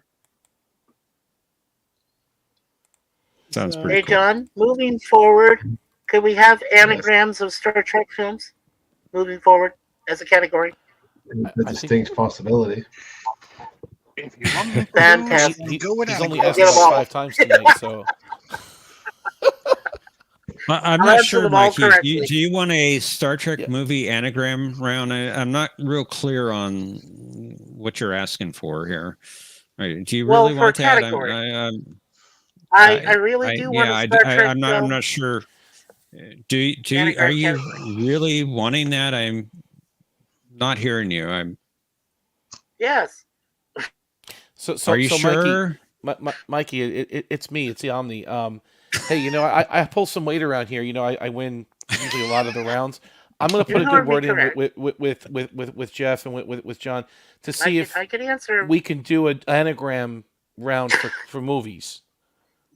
Wait a minute. Anagram round for movies. For movies.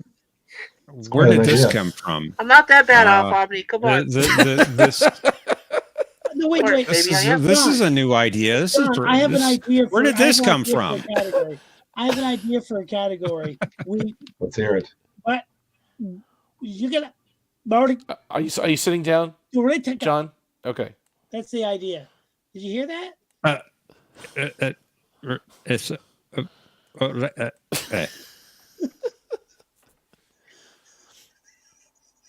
Perfectly not confused. I have a fever, and the only prescription is anagrams for movies. By the way, did you ever anagram for movies? What? You guys ever hear of this song? Where are you coming up with these ideas? There's an actual song called Anagram. It's a Rush song. It's called Anagram for Mongo, right? For Mongo is in parentheses. It's a little homage to Telegram for Mongo from Blazing Saddles. But yeah, most of the lines in the song are anagrams. It's a really good song. Fascinating. So if you like anagrams, you like the song. Fascinating. I can get that for you. No. Anagrams? Command of your own? I could swing that too.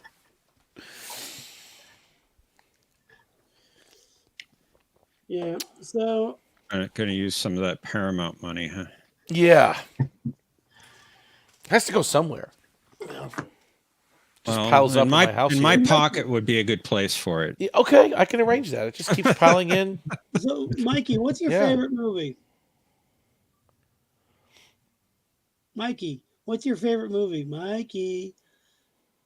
Arena. Gorn. Speed 2, Cruise Control. Remo Williams.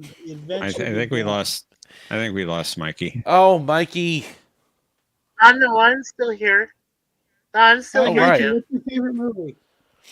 Well, say, like, you for are. example, Okay. if you said the word, well, I was saying if you say the word Noits Genera, that would be generations.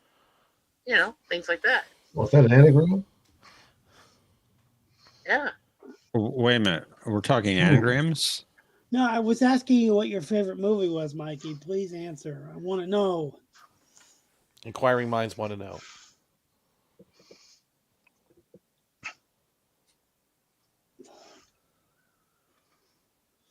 Oh, Mikey. Thank you. I'll be right back. Anagrams. I'm gonna get thermal. Maybe.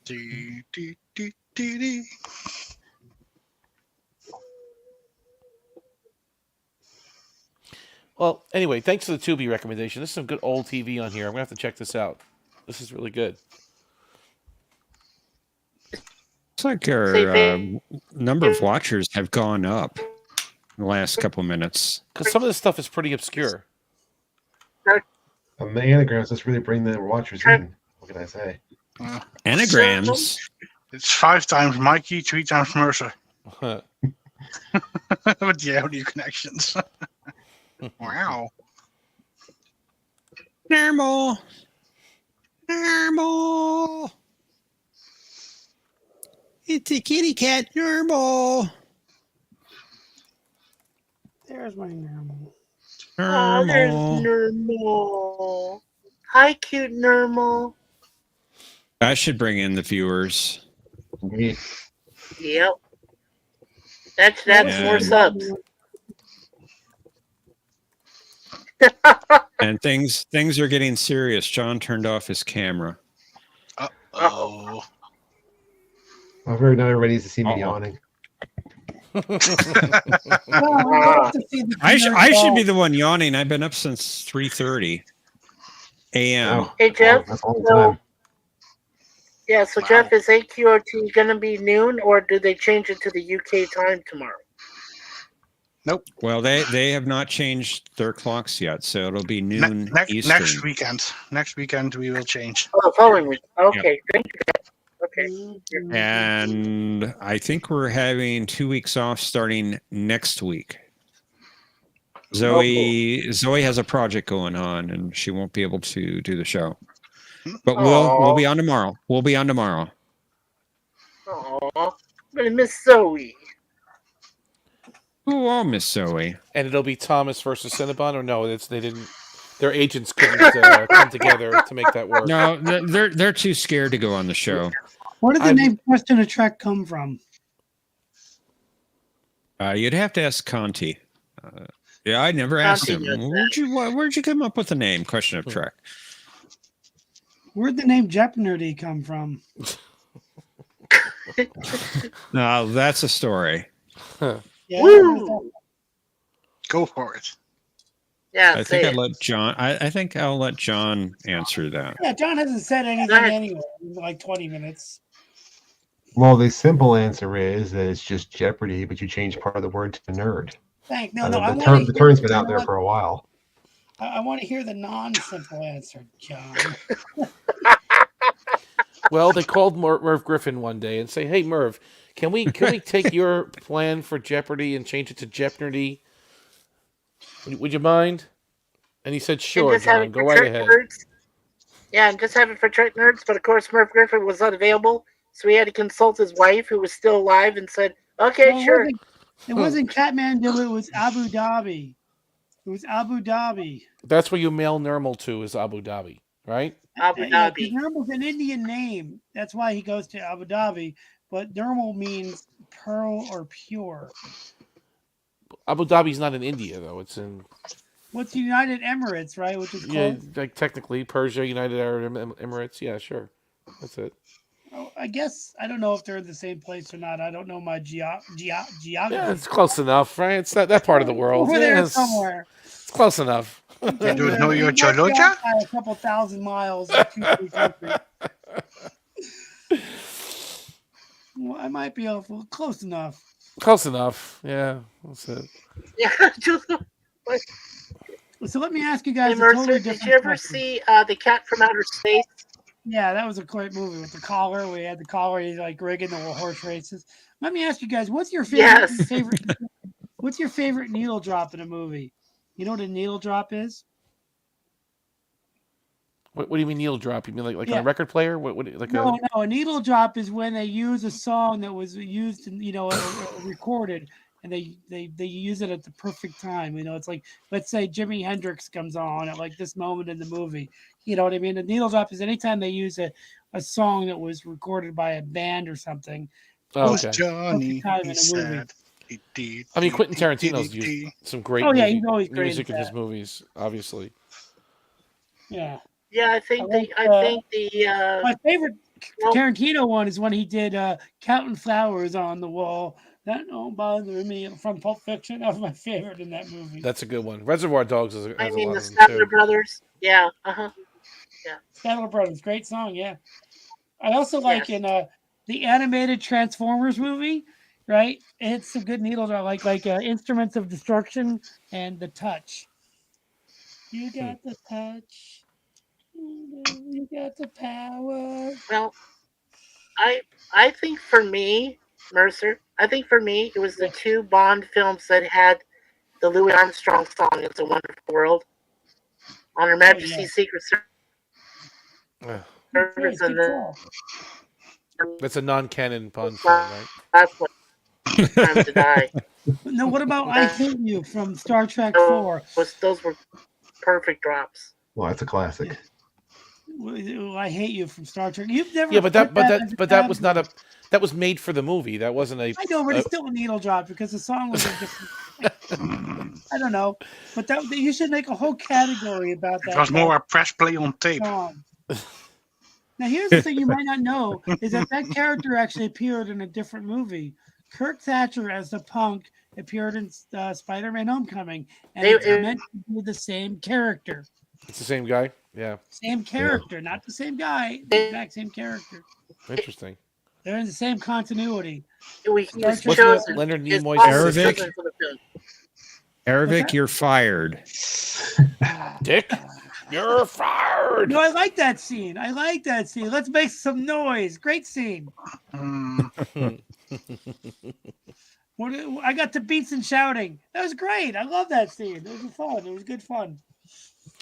But wasn't that guy on the bus? Wasn't that Leonard Nimoy's assistant in the movie? No, he wasn't. He was like a producer or something Production like that. His name assistant or was Kirk something. He Thatcher. was okay. His name was Kirk Thatcher, and he appeared in Spider-Man: Homecoming, and But he he wasn't- appeared in Picard season 2. But that was obviously just a throwback to Star Trek 4, right? Or One a of pay the homage to Star few- Trek 4. Yeah, it One of the was. few good things about Picard season 2. That's true. You know, Avengers Endgame. Did you ever see Avengers Endgame? The ending of that did. movie where the credits are rolling, where they do all the signatures, that was a total ripoff of Star Trek 6 when all the signatures are on the screen. Deja vu. Yeah, you remember that, right? They ripped it off. Yeah. That's why it does a deja vu. I like that Because we game, saw though. it. It was an I like homage. It's an homage. An homage. Ooh, they got the Babadook on here. All right, That's a good let me movie, ask you too. guys: did you see the Voyager episode with the Frasier cast?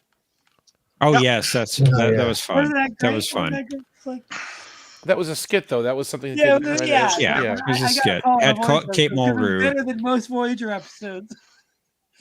Well, I wouldn't go that far. But Niles I kept think flubbing his so. lines. He couldn't remember his lines. Who? It was still fun. Niles. Oh, what was it? Okay. Yeah. I like the one where the woman is like. People "So say I like I people sense say I have look like powers, I can Niles. sense things." I don't see it myself, but That wasn't a pet. That was a date.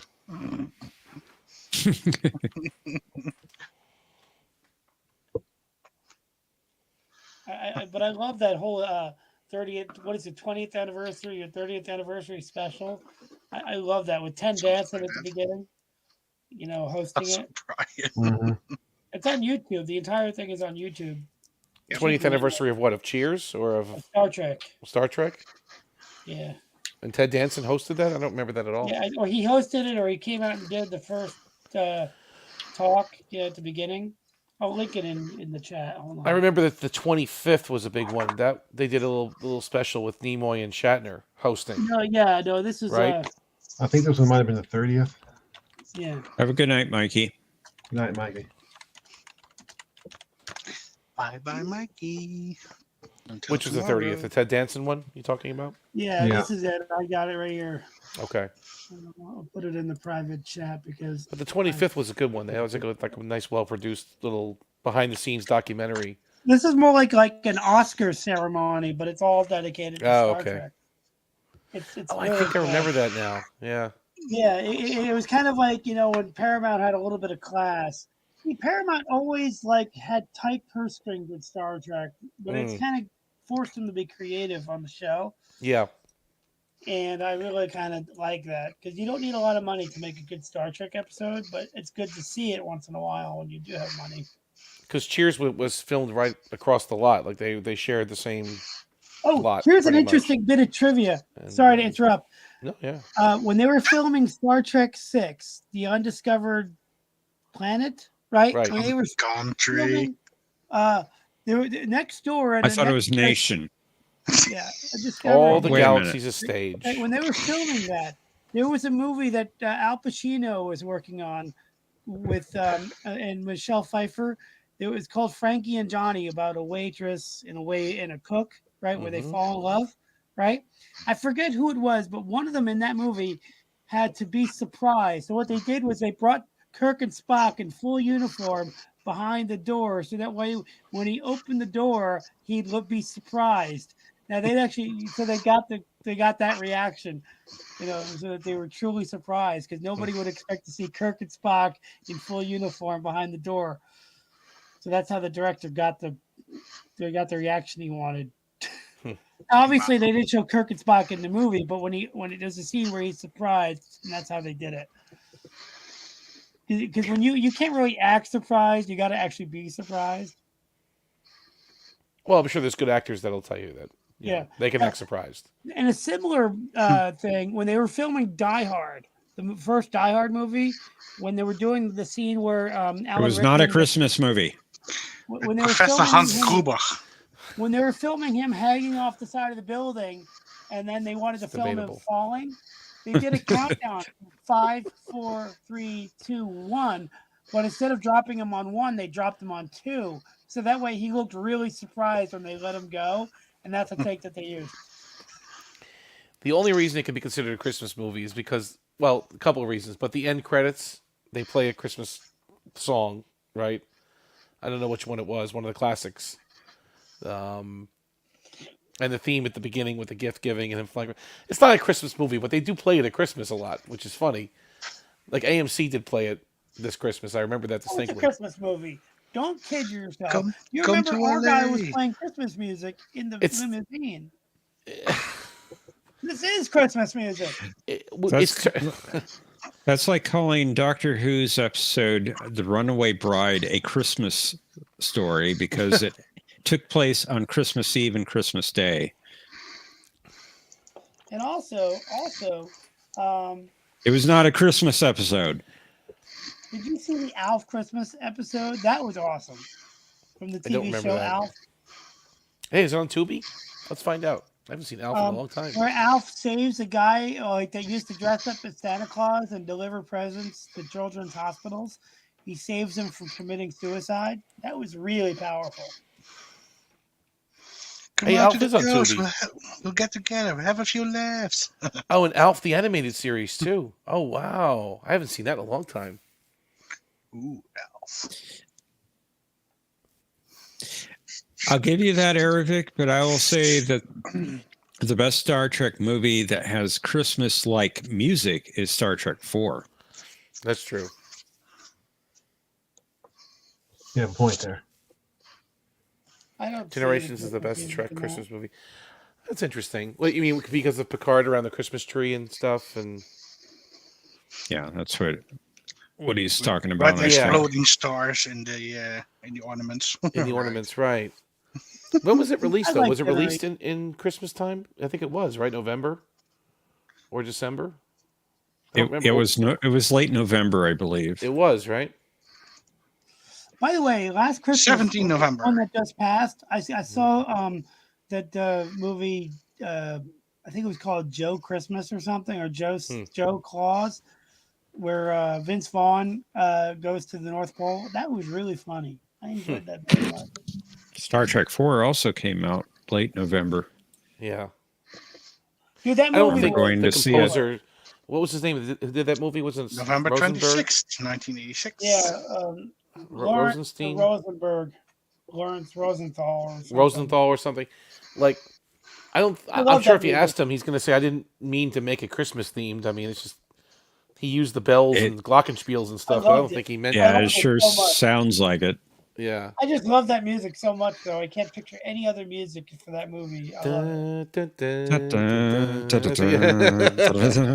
Music makes me happy. And the end credits were interesting because they showed you slides from the movie or still images It from the was movie, really Yeah, cool. it did. which It was is a lot of unusual. Usually Star Trek is very just credits straight up the screen, right? That's it. That's all you get. And an overture. And you get like a You whole, just not an appreciate overture, how but funny a medley. But you the- appreciate just how funny the movie was when you kind of watch certain scenes, images and scenes again. You realize that scene was funny when they're walking across the bridge, or that scene was funny too. When they're Yeah, the still walking images. in dinner. Are you kidding me? Like, you appreciate how funny the movie was when you watch No, it. it was good. It was good. Sorry, Patrick, that makes me think of something else. I don't like the color. Kidneys! I I don't like the have color. new kidneys! I don't like the color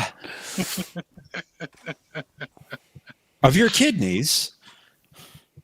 But that period between Generations and First Contact was really a great time for Star Trek. I mean, it was just everything was popping. The television shows were at their peak. You know, DS9 was getting good. Voyager was just kind of getting good. Next Generation ended, obviously. Voyager was but always good. And I went Well, to I think it took a conventions during while. that time. I went to conventions during that time. I went to like a lot of conventions around that time in the Yeah. Atlantic City, Philadelphia area. Right. I was at the convention where somebody asked Michael Dorn what it felt like to be beamed. I was there. And how did poor Michael I didn't answer know that how he question? answered. He just kind of avoided it. He kind of tried to not answer it. Yeah. I didn't play with Somebody asked him how it boys. felt to be beamed. Some Trekkies take it a little too far, I guess. But yeah. But that was But I just a good remember- time between '94 and '96. Everything was just popping. You know, everything I was remember great. the same day Generations opened, a movie called The Professional opened. And, it's obviously, at the convention I went to, everyone's like, oh, Generations going to kill it this weekend. But it turns out that The Professional is now more acclaimed than Generations is. What, Like, I don't with know Natalie if they- Portman and Yeah, the one with Natalie Portman. Jean Reno? That aged better than Generations in popular culture. It's a different kind of film, but Yeah, but I I'm mean, just The saying, like, Professional's a good movie. Yeah. I'm not going to lie, it's a decent movie. I know it's been critically acclaimed over the years. Low budget, but it was a good film. Generations wasn't bad. I think it was ambitious. You know what I liked about Generations? And the music gives me this feeling, and there's this one scene in particular, is that it's bittersweet. It's like when you realize that you want to go back and relive ideas in your life or whatever, and you can't. And the moment that really hit it was when the look on Kirk's face when he realizes that the jump that he was taking with his horse wasn't challenging. And it was just Shatner at his best when he just gives a look. He just looks back and he's got this confused look on his face. That's bittersweet because he knows it's not real. And he does so much acting with that look. What's the name of that planet? Viridian 3? Oh, he's so good. Shatner, you know what I hate about being on new Star Trek Facebook groups, like Strange New Worlds groups, is that everybody hates Shatner. And I'm like, without Shatner, Star Trek would not be Star Trek. Yeah, no, He is so important to Star Trek. His mark has been left. It's very hard to fill those shoes.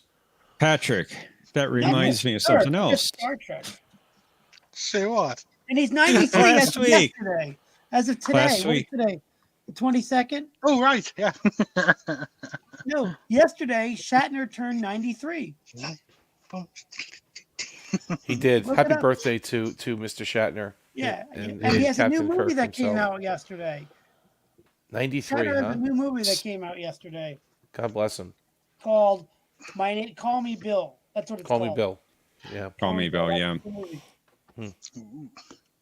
So last week, Conti was the one that came up with the questions for a question of Trek. And of course, he sends them to me to review and correct his Omega canon. Omega canon. So he asked the question, in which Star Trek movie does Data sing? Yeah. He sang in three of the four. He sang in Nemesis, Insurrection, Nemesis, Generations. and Yeah. Generations. Yes. Huh? Yeah, he wanted just one. Right. He thought it was just one. So which one? All right. Which is the one he was thinking of, though? Did you ask him? Did you email him or something? I mean, Nemesis. So he was thinking of the Nemesis one, not the He shuttle. was thinking of Blue Skies. Not the Gilbert and Sullivan routine or the right. I have Precious to little admit, life Coffee forms. hasn't had a chance to meet all the new crew members yet. Yeah, there it is. I love the dryness of that scene, John. Oh, It very much reminds me like Worf's dry answer to that, and then Picard's like little hesitation before he says, Their composers war of the Yeah, 19th just a century, little, but there's a little pause 18th there. century, something And like it that. reminds me of my favorite moment in Insurrection later with Geordi, which I brought up last week, where Geordi's like, that won't stop them from doing it again. And then he looks at the warp core, which is not there. And then he says, and we're fresh out of warp core. Yeah. Like Yep. that little pause is like the best acting. Should have been Voyager because Golden. Voyager has two. Voyager has two. Is that what you said? Yep. That's two. At least What? in the schematic. Warp cores. It does. On the Yeah, the schematic. MSD, there's an extra warp core. No. What? Where is it stored? I mean, where is it kept? I don't know. Is it? Let me see if I can find a picture of it somewhere. Wow. Okay, that's interesting. I Is didn't that know they had a Voyager? spare warp core. They do. Well, It- Yeah, it's they funny, also you should know have the had shuttle- an arrow shuttle, so maybe it will be installed until Tuesday.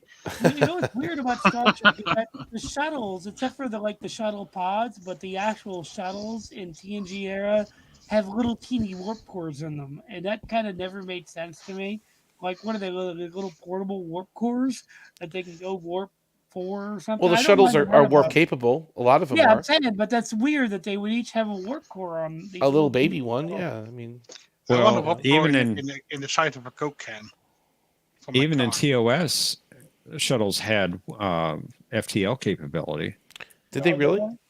But yeah, well, in the menagerie, how did Kirk keep up with the Enterprise and that shuttle from the Starbase? That's a really good point. But in Enterprise, they're definitely not. There were shuttle pods. They were half impulse only. Yeah. So I guess by TOS they did have warp capability in the shuttles. I didn't realize I that. think Tucker said he got one of the They shuttles had with to. 3/4 impulse. Remember that in the Right. episode of Avengers or whatever? What's it called? What was that episode with the Klingon Bugs Life episode where the one where the Klingons were wanting to take advantage of those colonists, right? And they were mining they were mining like dilithium or something. Saboteur. What was the name of that? Which one? The one they gave him guns? When they moved the village like 3 feet, right? Oh, you mean Enterprise? Yeah, Oh, yes. the Enterprise episode where they moved the village like 3 feet. That was right? actually a pretty cool episode. Yeah, I like that one. It was okay, but like Yeah. in that And then episode, they village. were saying that like Trip told that kid that he got the shuttle pods to go to like 3/4 impulse. 3/4 impulse. Okay. Tweaked it a bit. Ooh. Yeah. He pushed a little bit more out. Yeah, that was a good episode, but it wasn't great. What they should have done with that episode, because the production values are very high, and it was written by the showrunners of the show, and yet it was just kind of a standalone episode. If they were really smart, they would have had that All right, let me see episode this, John. be Incoming warp the core. reason that the Klingons and the Federation were fighting each other as a prequel show. Where's the warp cores on this? Zoom in ahead. Can you zoom in? Yeah, because I can't really. Oh, I see it. Where? Yeah, there's one in the middle. You see in the orange section behind the deflector. Just Orange in front section of the behind computer core. deflector. Okay. And there's another one you go further back above the nacelle. So the main one is going to be the The one main by the one's the deflector. fourth one. Right. forward- And the that back forward. one, you're saying it's a warp core as well? I mean, it looks like one. Yeah, that's definitely a warp core in the back. Then what's the? Has So to maybe be. this is a. I don't And like the the funny schematic. thing is, the model even has a warp core ejection hatch on the model itself underneath. No, Two that's of them. true, but it's more towards the front, like this one is, right? No, two ones. One in the front and one in the back. Two ejection hatches. Yeah. It's even on the Ravel model kit that you can build, that I have built. This is twice. going to bother me now. I'm just going to let you guys know.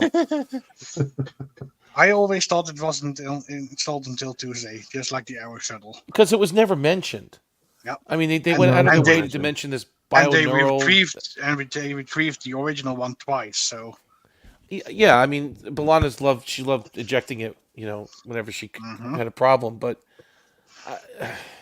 it was never mentioned, not even once. Primary warp core, it wasn't secondary mentioned, warp core. and we also don't know if it's the same type of warp core.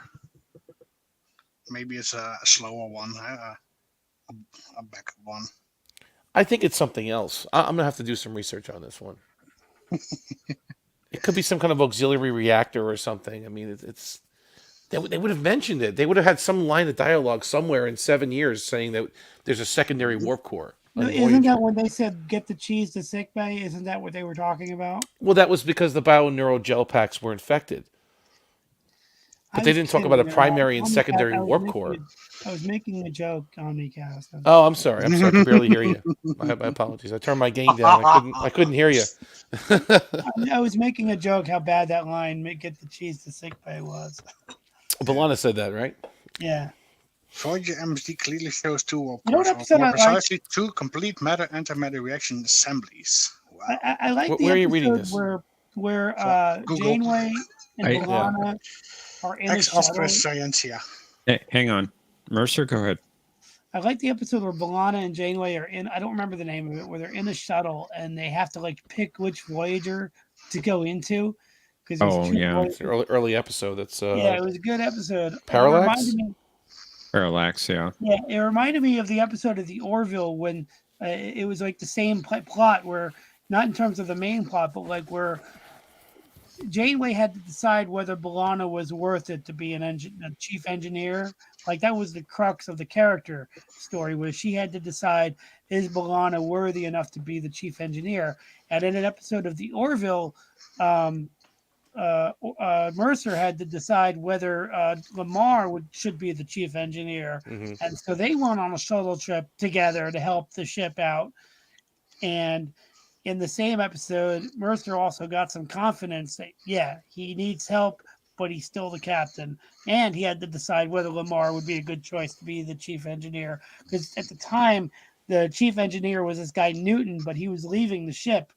And that's when they moved Lamar to the chief engineer. Yep.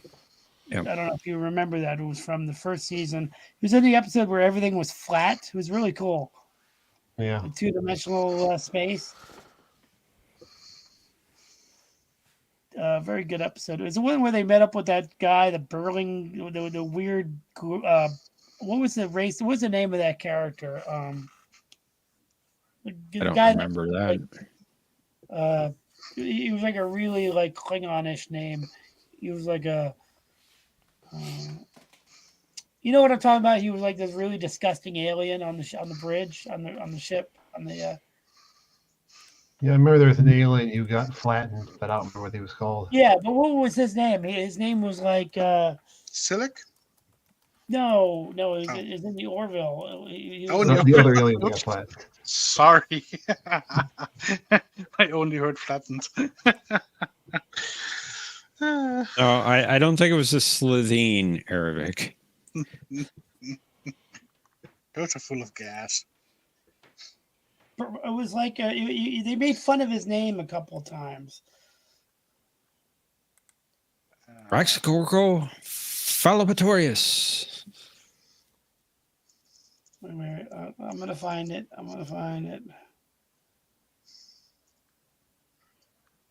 His name was.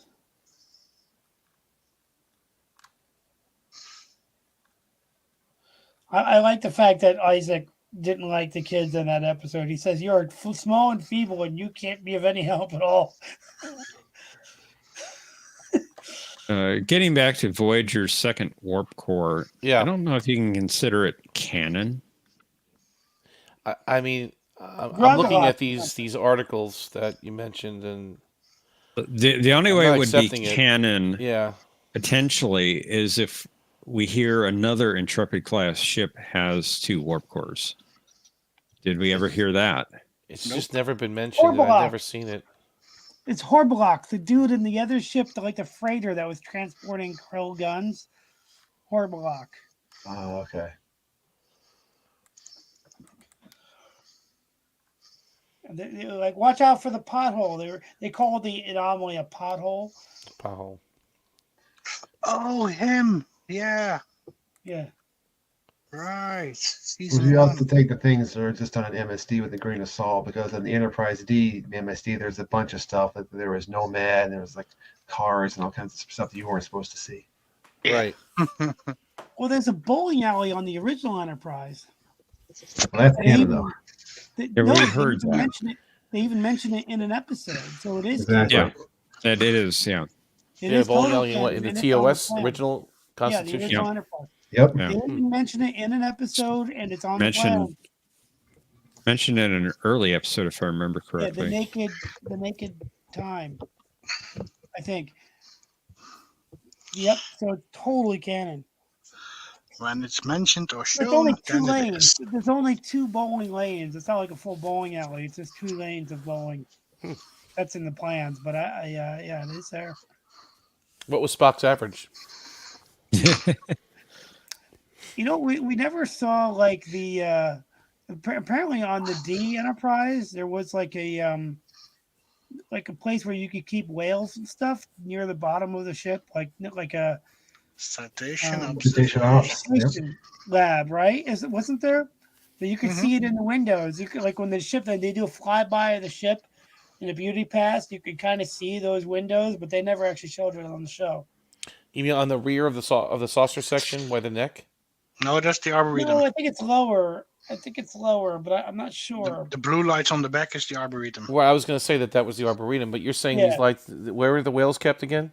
Like a citation. I don't remember. Let me look. Well, if you believe the blueprints for the Enterprise that Sturbach or somebody put out, it's like in the lower forward section of the saucer, I believe. Okay.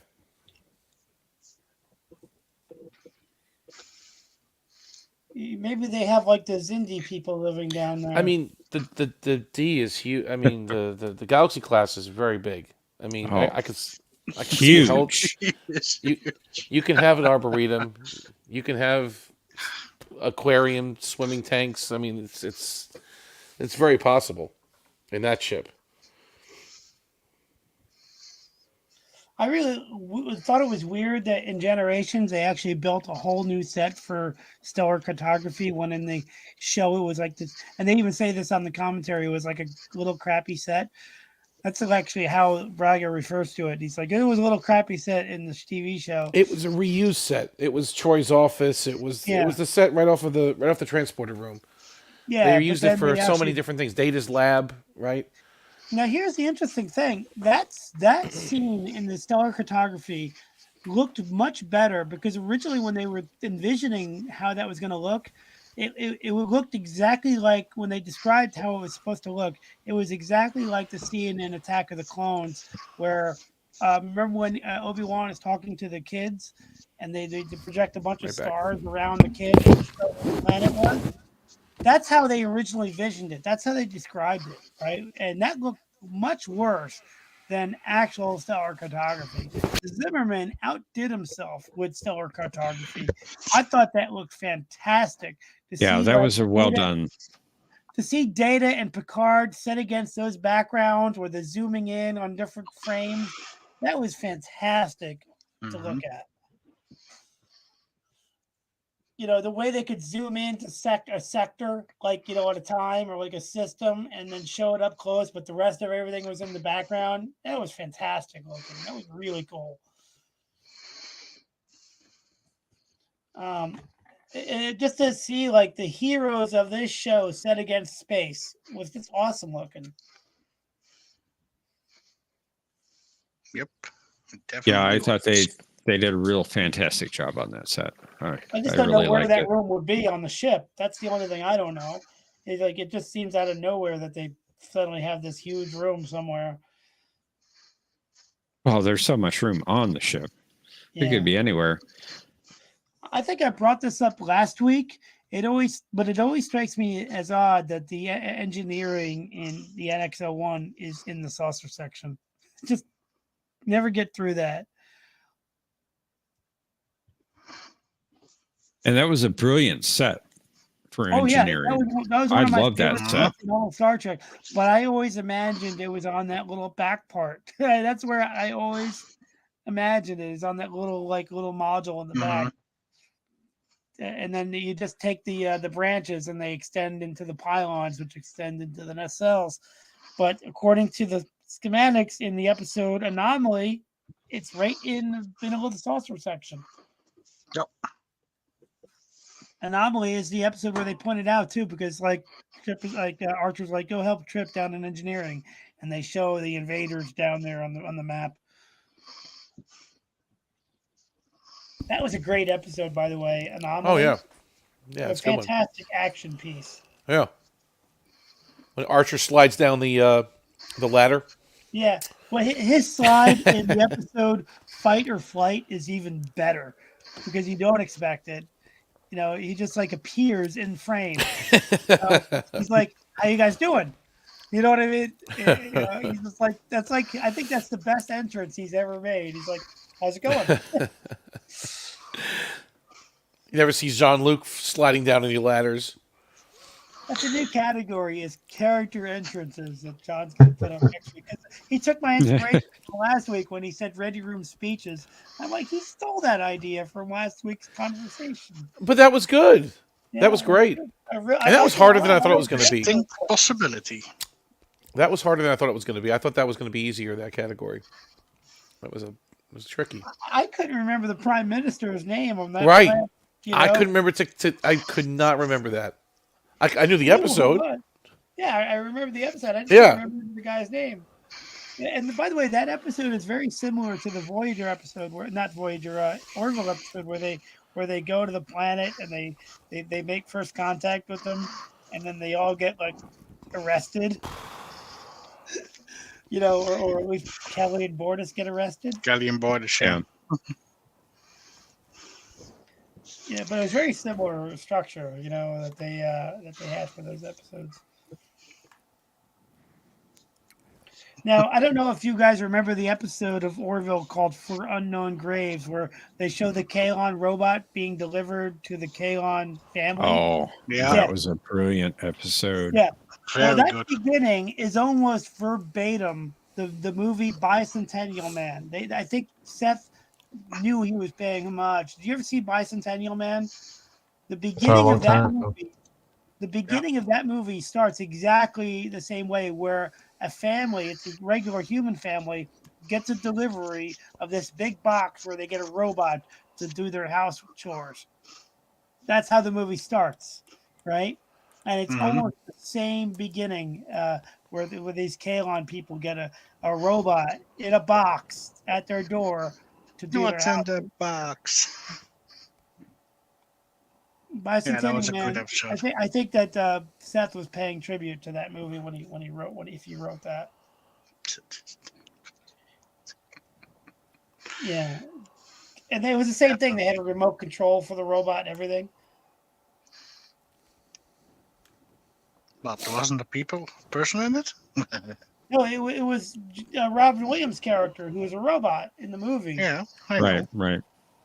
But they delivered him in like a big box, like a delivery company, just like in the episode. Mm-hmm. And the family was like, "Oh, we got a robot now! Yay!" Yeah, that was a great episode for Unknown Graves. That whole season, was killer. The only robot that I want to have delivered in a box is Johnny. Johnny Five. Mm-hmm. Oh yeah, Johnny Five is the best. Hello, bozos. And he comes out of the back. Yeah. Hey, we work for the Department of Car Stereo Repair. Can you help us? Los locos kick your ass. Los locos kick your face. Los locos kick your beep into outer space. I think you're right, Erevic. I think Rosie was delivered like that. I don't remember, but I can't remember the first episode of Jetsons. Well, I don't think it was the first episode where they showed that, but Oh, okay. I can't remember that episode. Then. Did you guys ever see This Island Earth? I've only seen the Mystery Science Theater version of it, but I love the Atavachron. What was it called? No, it wasn't the Atavachron. That was from Star Trek. It was called the Interrogator. yeah. Are you guys Yeah, building that's it. Yeah. Are you guys building an interrogator? No. I once made like a Photoshop of phone apps like that I made up, and I had interrogator app on a phone, and I thought that was a cool idea. Actually, a little app called interrogator, and I picture a triangle. But like, are you guys building an interrogator up there? No. Or this Actually, like, there's 9,328 pieces. Crunch up 9,027 pieces. I actually saw that movie, the Mystery Science Theater 3000 version, at the theater. That was cool. Oh, that would have been that would have been awesome. Yeah, that was the actual movie. Like, it was so. Yeah, Even though it was the shorter movie. than an episode, it was the actual movie. I love that. That is so fun. I could just quote that movie. Oh, they put the men's room up at the tower. What were they thinking? When visiting California. Oh, and then it says Washington, D.C. Oh. I need to watch that again. That was really good. I got it on DVD. I have Where is your capital? Washington, D.C. Now we know what it sounds like. The world sounds like the Pete Townsend. Shatner, he's not in this one. We're safe.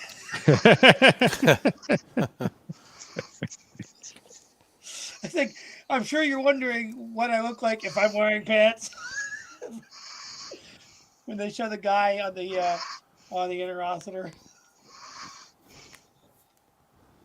Have you noticed their foreheads? Yeah, we never noticed that before. They have these tall foreheads. Yeah, we never noticed that before.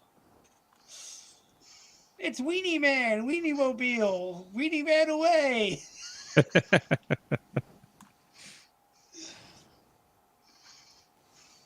It's so fun. I like the scene where they had the postman come and he's like, sort this, deliver that, I'll make them all pay. The guy opens the door and he's, oh, the script has finally arrived. I'll read this on the crap.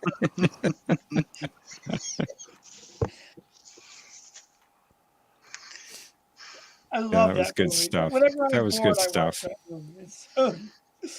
But when they start doing the project, when they're like, this is when science didn't have to have any particular purpose, and they show like these like metal things being lowered. It's like, oh, inserting the breakfast pastry, calling Dr. Jemima, start warming the syrup. Yum. When he said calling Dr. Jemima, I practically busted a gut laugh. I watched that TV show so often in the 90s. It was so much fun. What show is this Go again? to hotels. Mystery Science Theater 3000. Oh yeah, okay. Those guys they I can watch used the to funny go to movies. hotels. Yeah, Do-do-do-do. sci-fi movies, I should say. Back in the 90s, I used to go to hotels, right? And they used to show it like 2 or 3 in the morning. And that would be the only thing on. It was so funny. Just to What channel watch. was it on back then? Was it the Sci-Fi Channel or was It was everywhere. It was on Comedy Central. It was Comedy on Central? Sci-Fi. That's it was what it on was. Sci-Fi. I think- It originated in a Minneapolis local television station. and I think that show is one of the things that made eBay a big thing, because it was on eBay that people were starting to exchange episodes of that show, and that's what helped yeah, give it an early boost. Yeah, they'd have that little phrase at the end of the credits: "Keep sharing the tapes." Yeah. So that gave eBay like an early boost when eBay first started out. But yeah, the one with This Island Earth is awesome. The Hands of Fate was good too, but I think This Island Earth might be my favorite Mystery Science Theater. Doesn't the fact that it is universal make it international? Oh, it's look the best weather Earth has ever had.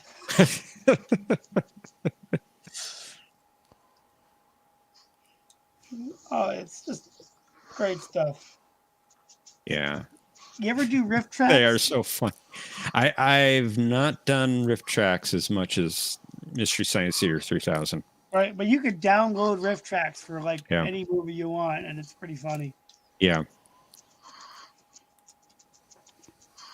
And they've done some Star Trek with that. Oh yeah, that's what I'm saying. Yeah, and they did. I downloaded all the Star Wars prequel riff tracks because they're great. And they can get away with it because they don't distribute the actual movie. Yeah, it's just an MP3. Yeah. You sync So you watch the movie and listen to them. There used to be, and I mentioned this a couple of weeks ago on here. Like another show I watched on Tuesday. Yeah, there used to be a website called Zarbin. You're right, Patrick. There used to be a website called Zarbin.com, which was a database of fan-produced commentary tracks for any movie or TV show. Where it wasn't just funny stuff. It was like if a fan wanted to do their own commentary for a movie, talk about it, this site was a website for all of that. It was my favorite website, and then it just died. But it was similar to what you could do with Mystery Science Theater, just download the MP3. Yeah, riff tracks. Yeah. Yeah, that's what I meant. Yeah, riff tracks.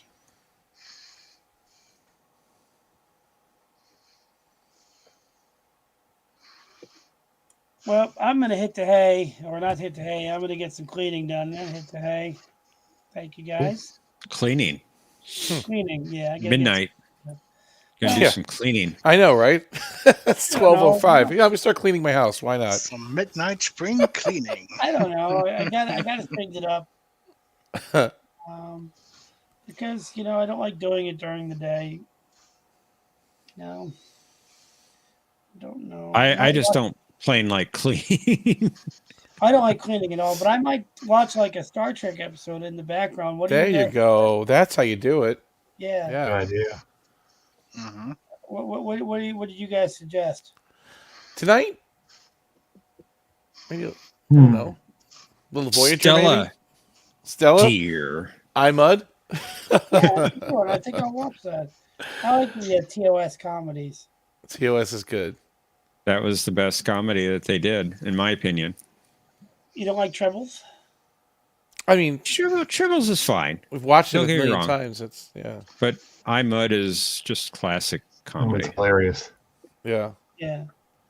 I watched Family today during dinner. Oh, TNG. that's Which one? kind of a hard one. What Family. Oh, Next Generation. You know, when you John, when you put up that Ensign Watley picture for Deep Space Nine, it looked so TOS. They did such a good job, and that made me smile. 'Cause that moment is very Mhm. funny. But if you had It did, somebody yeah. had not seen that episode, they would have thought, "Why did you put that in the Deep Space Nine category?" They did such a good job making it look like TOS. I don't know how they pulled that off, but everybody worked overtime. to Carefully. make that, Because they cared.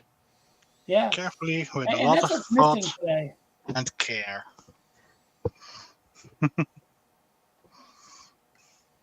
Yeah, it's so good. Indeed. Yeah, I don't know. They did a Well, good if you job. don't know, I don't know.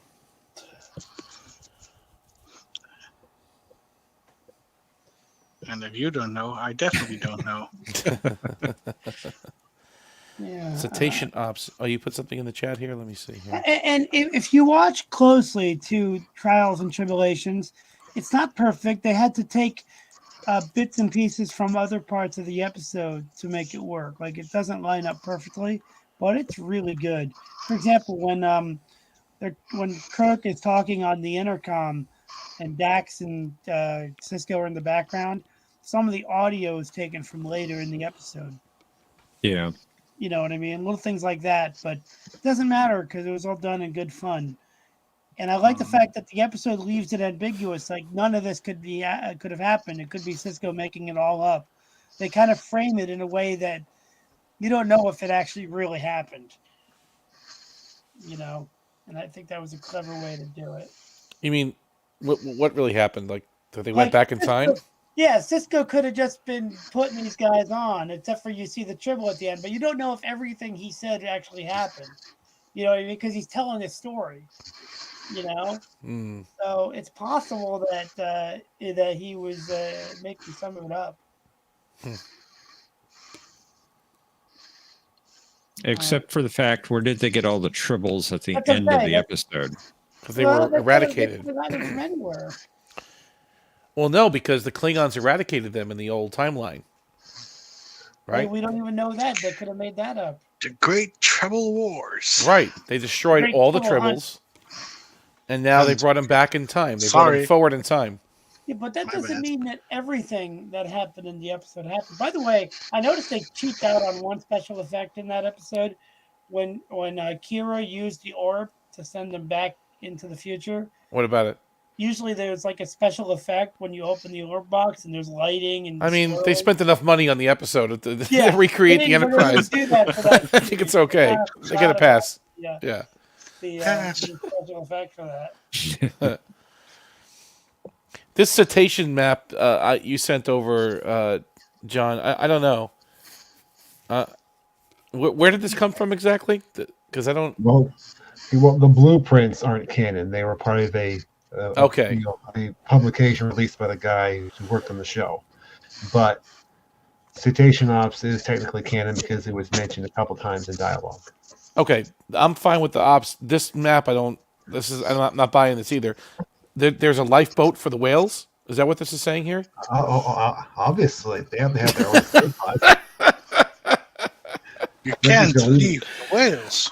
Yeah, I can't leave them behind when they evacuate the ship. You know, a little thing I really loved in TNG was in the episode Rascals when they're using the school school computer to try to get to the main computer, and it was just like spelling the name of a big fish or whatever. I thought that was hilarious. Huh. What was the name of that fish? Livingston? What? No, Livingston. No. there was a big long name that the school's computer was saying. Oh, okay. I think you meant Picard's Yeah. fish. No, when they were down in the schoolroom, and Picard, as a kid, was trying to get access to the main computer from the school Yeah. computer. Alexander was helping him, right? Yeah, and I love what they call the Ode to Technobabble scene, where Riker comes in there and he starts talking about bilateral collilaterals. That's hilarious. The bilateral collilaterals Intersects the. like there are 4 slave computers that feed into this one computer that are all slave to a secondary computer. You know, I was watching Gambit the other day. I haven't seen that episode in a while. We were talking about Caitlin Brown on the Babylon 5 show on, what was it, Monday night? And she was in that episode, so I happened to watch it. That's a lot of technobabble, too, when Picard sabotages that warp core, and he's like, and Riker fixes the problem, right? Oh, you have a control logic lockout or something. Like, what? I'm listening to this. It makes no sense what he was talking about. It wasn't supposed to. Well, it wasn't supposed to. Riker's explanation. Well, no, but then he fixes the problem. Okay, then he's like, all right, you give me active feedback on this antimatter thing, and you do this. It's like, okay. I missed it. I said Gambit. Gambit. Gambit. Okay. Yeah. Because I was looking at the comments, and they named the right fish, and they named the episode I should watch. Yeah, the Hawaiian fish. That's why when you said the name of the episode, I kind of just went over my head.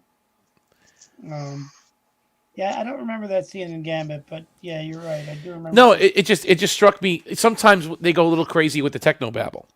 Like I was watching also not too long ago, Realm of Fear, where Barclay sees stuff in the transporter beam. Yeah. They just went kind of, I don't know, all over the place. That technobabble explaining ionizing radiation and this and that and the other, and it's like, I don't know. It was clunky. Let's just say it that way. The first 30 minutes of Schisms was all technobabble about subspace realms, and you have no idea what they're talking about until the point where Geordi finally says, "Well, there's infinite number of subspace domains. It looks like a honeycomb." And until that moment, you have no idea what the episode is about. You have no idea. Yeah. It takes a half an hour for you to get any clue what they're talking about. I would appreciate not to have nightmares, Mercer. Thank you. I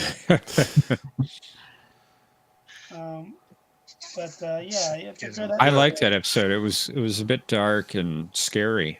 Oh, that clicky noise, that is.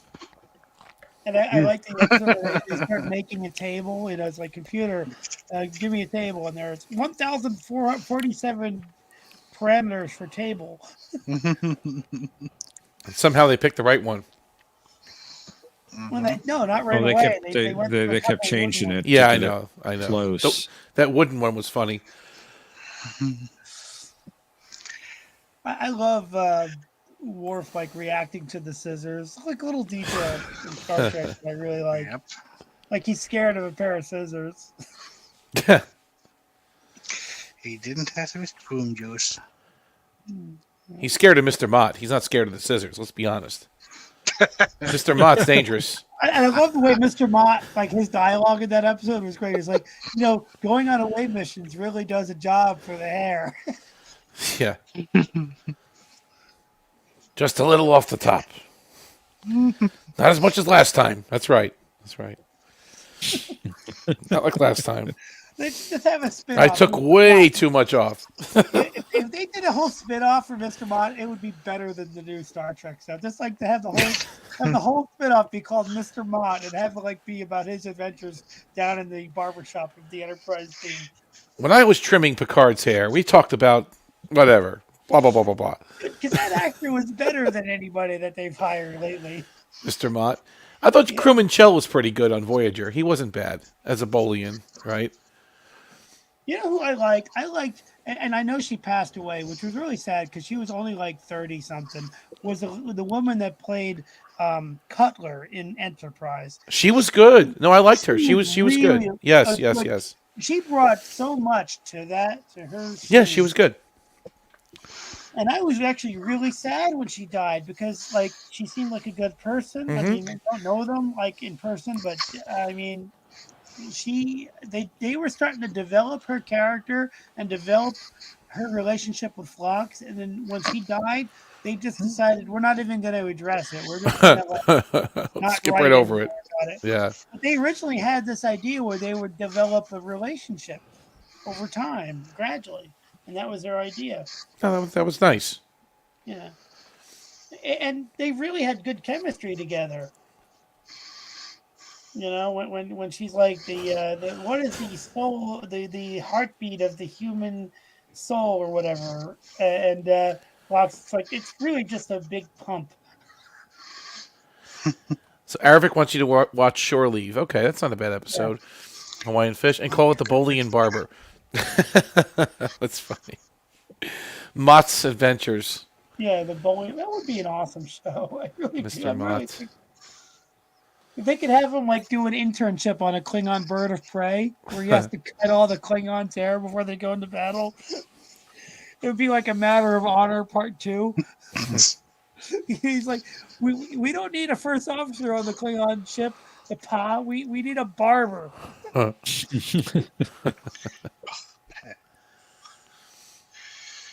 By the way, the guy that plays the Klingon captain in Matter of Honor, Mhm. he's the guy that voices Starscream and Cobra Commander.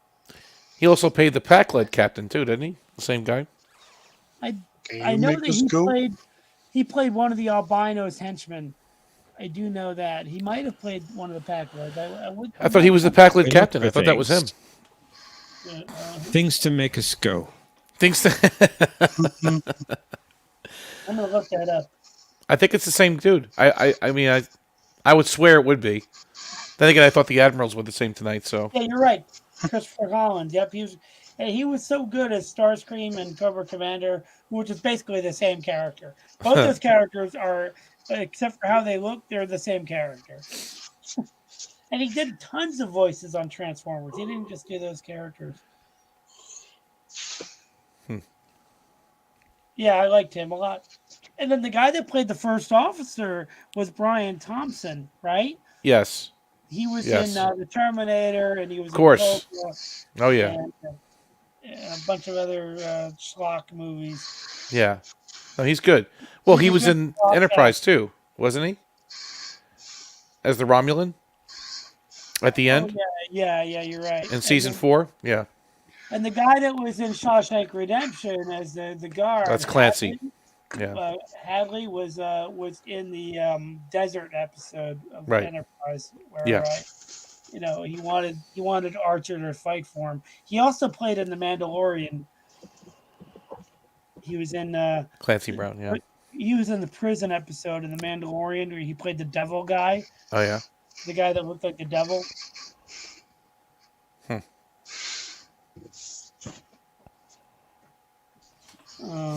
Yeah, I think I wish The Mandalorian was still good. Like the third season was just not good because the first 2 seasons were so good. The third season just was a huge drop in quality. Still better than Discovery. Anything's That's better than not hard. Discovery. Yeah. I know. finally caught the preview today. The actual season 5 preview. Ugh. My condolences. No, it was bad. I mean, and you could tell. Listen, you could tell they tried really hard to make it look good, right? That to make it look action packed and adventurous. They really tried, but no, thank you. I'm not interested in that. No. Well, the quote of wise man, there is no try. Did you ever see Yeah. There is no Major Troy? Grimm's video series? Try. Did you ever see Major? I think it's called Major Grin or something like that. His YouTube series on Michael Burnham. It is hilarious. It's called Michael Burnham Can Do Anything, and it's all moments Burnham is just better than everyone else. Of course, smarter, stronger, right? Uniquely qualified for every mission. Exactly, every mission, yeah. She beats up Klingons. I remember I was watching the third season because I was in good faith still. I was hoping third season would be good. In one episode, she walks 7 miles and then beats up this guy after walking 7 miles. Right. And I'm like, come on. But I mean, I'm gonna probably watch it just to hate watch it though. I mean, I am. I don't see why I wouldn't. Is that a good, in general, our culture is all about hate watching. Is that a good thing? I don't know, but I'm gonna do it. I don't think so. I'm gonna have to do it. What I don't want to do it. I don't want to do it either. I have a philosophical question. All right. Then don't do it. The new Ghostbusters movie is probably not going to do well in theaters. And a lot of people and Red Letter Media is speculating that the new generation only likes short form videos. There was actually a joke about this in the movie, which I won't TikTok give brain. away. TikTok, like, so that the movie industry is no longer going to be viable if the new generation is only into short form videos, and like certainly there's going to be an audience for it, but not like a huge audience. And there is a joke in this movie about short form videos that you'll Don't miss. spoil it. I won't. But I want to, but I won't. Don't do it. That's like me every Monday night. Yeah, you want to. Yeah. I so want to say some things on the Babylon 5 streams. Mm-hmm. I know you're holding it in. I can't. I know. It's the hardest thing to do. It's almost like you have to take a drink not to do it. It's like, yeah. You don't drink, do you? You're in for a treat Monday night, though. How's that? Tuesday. You know why? I can't tell you. Okay, so I'll tell you why, Jeff. I'll tell you why. Because the episode is brought to you by Pepsi. Because that's all you ever drink. Well, no, that's not all I ever drink, but I did tonight. Yeah, this episode is brought to you by Pepsi. With the real sugars. Yeah, that's the only way to drink it. Yeah. And I showed you that clip, that little video or picture of the 25-cent Pepsi bottles that they used to sell in Florida. Yeah. That was in the 90s. That was really something. Well, that was like Monday night. I had a bottle of water. So I do drink other things. Never touch the stuff. By the way, when we played Quest for the Track, I had a few beers. I hope you don't mind. Didn't notice. Yeah. I Still did better pretty than okay. Conti. I could have done better. I think I did all right. You think I did all right? Yeah, you did fine. Yeah. Yeah, you did good. There are a few that I knew, so I'm glad. Well, the thing about the two-part questions that if you've never seen that particular episode, you're not going to get either part. Well, maybe you should see those episodes. Well, we don't know what the episodes are going to be. Well, maybe you should watch more Star Trek. Well, the real problem is when those double part questions come from non-canon shows. Yep. Yeah. Or the animated series. No. Well, those are fine. Yeah, fine. No. Now let me ask you guys a really important question. Who do you like better, Ox Mix or what's his name? Krakow. Greco. You like Krakow better? Well, I was just mentioning the other name. I don't really have a preference for bosses. I like Bella Oxmix better. Yeah. A little more personality. Yeah, he's the guy. Kirk picked him. He's the dude. He's the guy. But Krakow was the Yeah, I guy like that was Bella. mad enough to Yeah. eat neutronium. He was mad enough to eat neutronium. He's like, I got rights. You got nothing, pal. You got nothing. Yeah. No, Oxmix was better. He was a more well-rounded leader. He had the book in his office there, right? That's it. He knew how to do it. That was that's a fun episode. That episode just always makes me laugh. Why did they never go back to that planet? Why? Well, they were going to. That was what. If trials and tribulations didn't work, that's what they That's were what going the to do. Doritos is for. Back there. Yeah, Did you know that, Omni? I did. No, I didn't exactly quite hear you. What'd you say? No, no, like they were doing testing for Trials and Tribulations and Okay. trying to mix the footage so that it worked. But if that didn't work, they had an episode written where if the whole Tribble thing wasn't going to work on a technical level, they would go and spend the 30th anniversary episode going back to Sigma Iosha Iosha, and yeah. finding out what happened, which is like since they had the communicator and they knew about the Federation, that the whole planet was filled with basically Star Trek fans.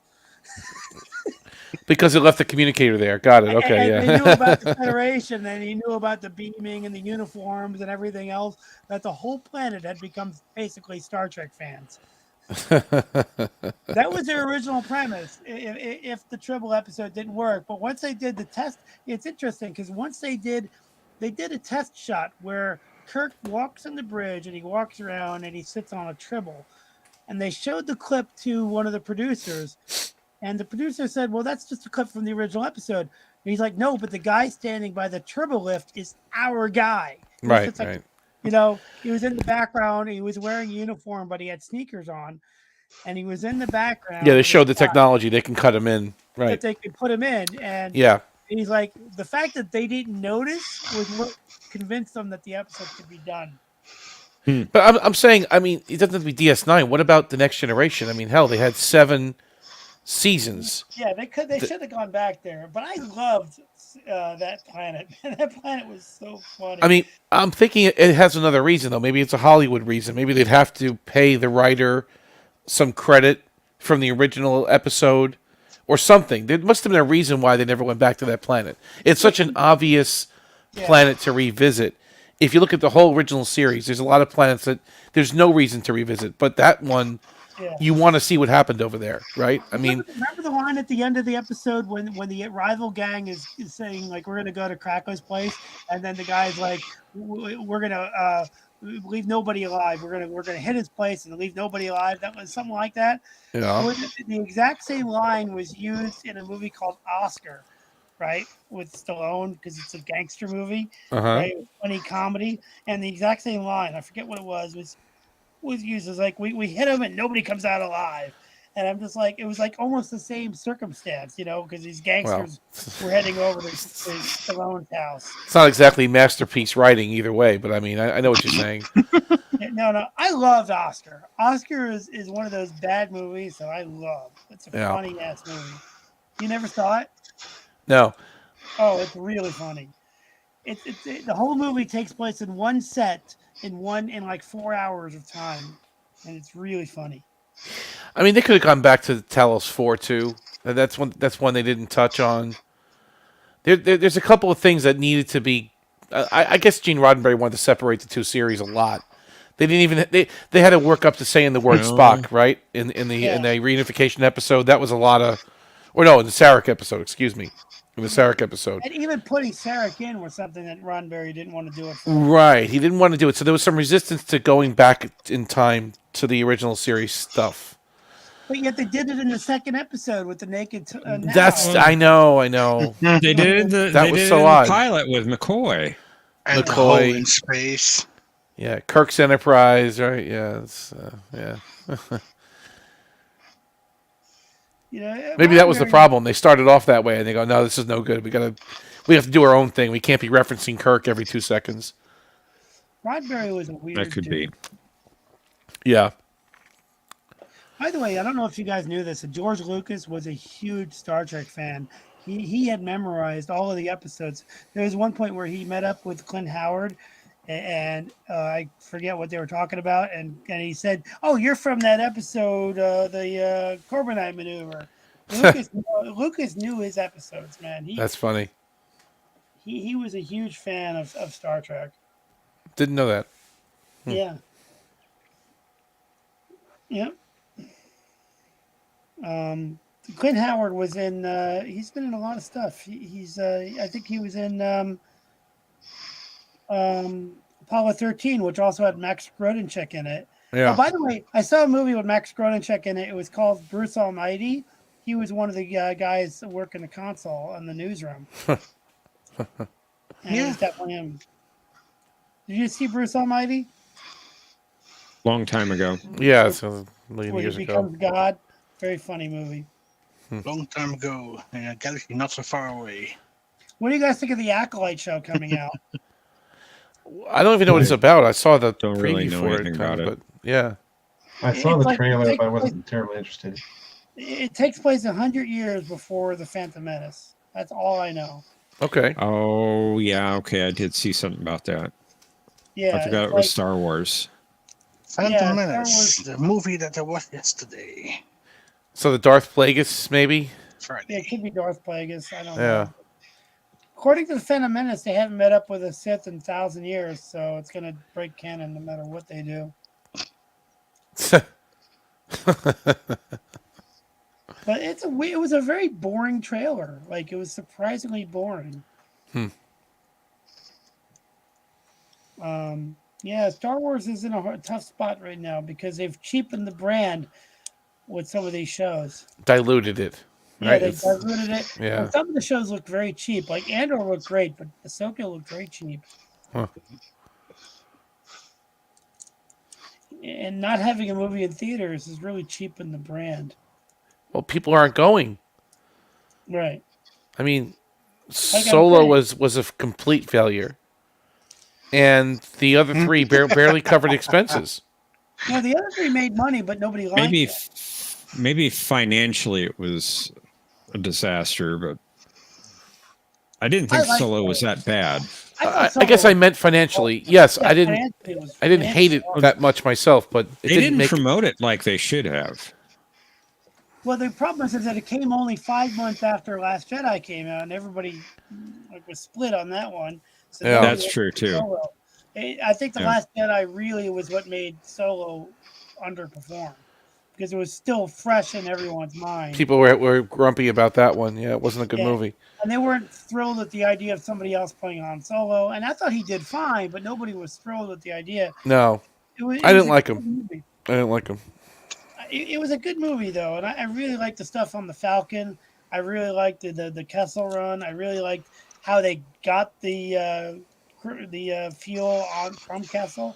I liked it. It was very comic booky. I really liked it. Yeah, the train heist was pretty good. The train heist was awesome. Yeah. You know, but also the heist when they're on Kessel and there's this big fight when right outside the Falcon. Hmm. You know, that was a great scene. I like stuff like that. It's very pulpy. Good movie. That's the kind of movie I could watch if I'm cleaning or something. You know, it's fun to watch.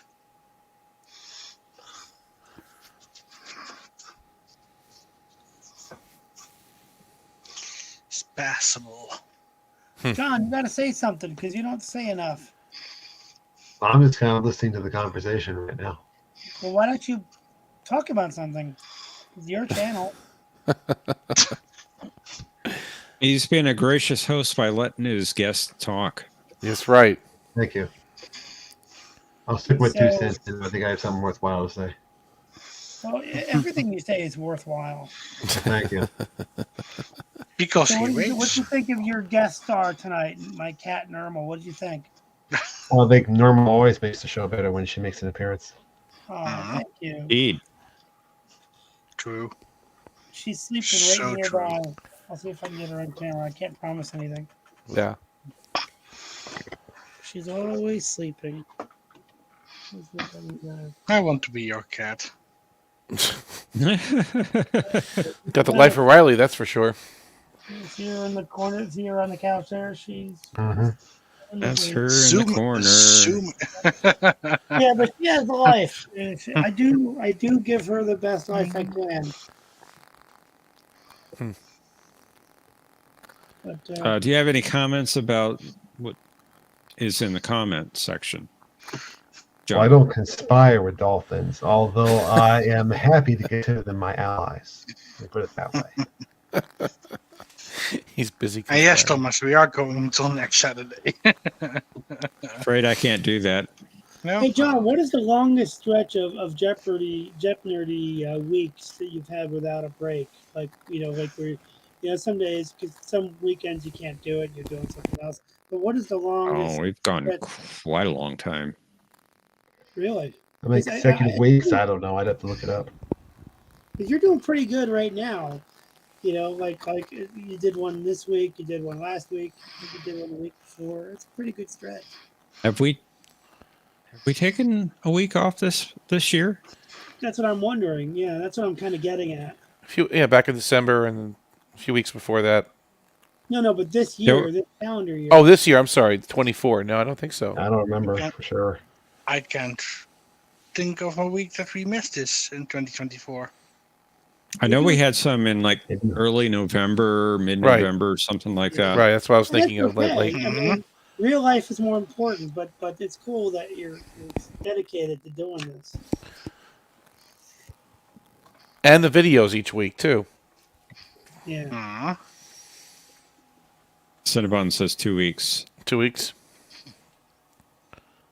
You know, I was thinking about it. Like I was watching a little bit of. Thanks, Picard, Thomas. Appreciate that. But I kind of wish that Picard in the show, it would have had his all good things look with the beard.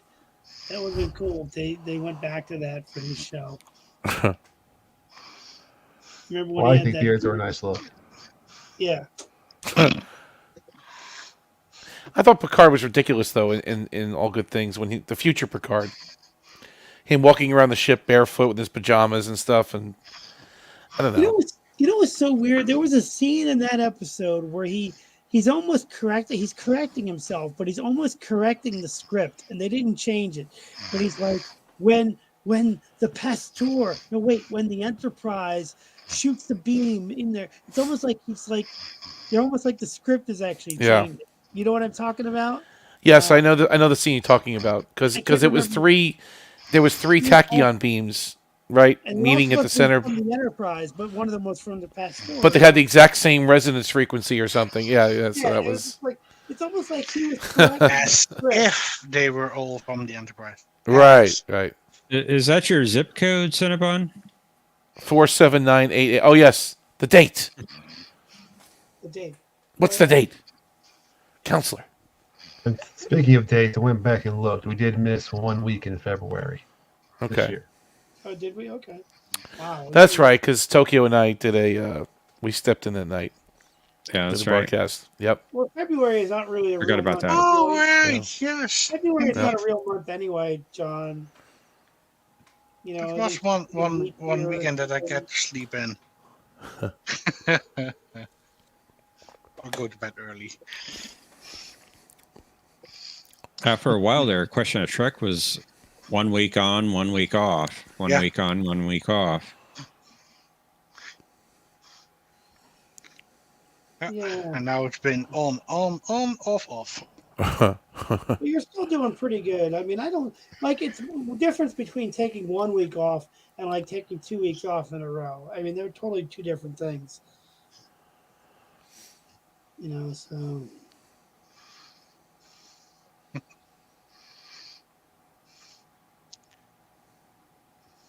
I suppose you're right.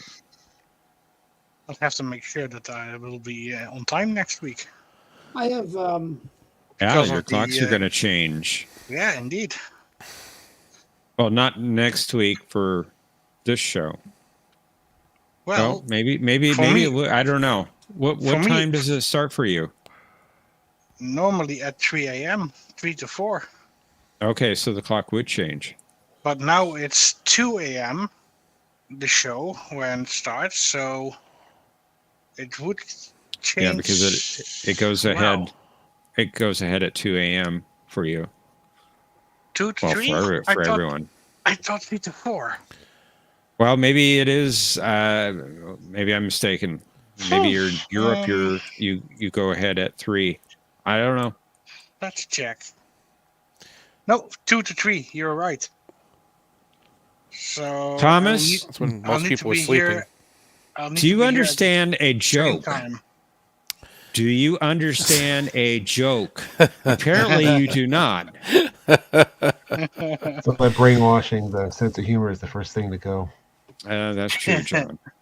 But indeed, I need to be here at the same time as this week, and then it will be 3 a.m. again. Yeah, like so in the old one. Okay. Okay. Now just to remember. So, do you move your clocks ahead at 3 a.m.? No, 2. 2 Okay. 2 So 2 a.m. becomes 3. 3. Yeah, and Got 3 it. becomes 2 in the on the other side. A you leads go to B, back. B leads to C, C leads to A. Got it. Temporal headaches. Yes. Yeah. Normally, it wouldn't be a Saw problem. something about A times B times C equals D or something. I saw that on a video recently. Ugh. Somebody said that, and it made no sense. But Because it's math, it's algebra. It's not supposed to make any sense, right? That's just it. That's what I hear a lot of times. Yeah. Like me calculating my points. Yeah, indeed. X plus Y equals Z. Who cares about those things? You don't need X's welcome, and Planet Y's. X. Greetings. Hey, there's X. That was good timing. Now just Y and Z. Yeah.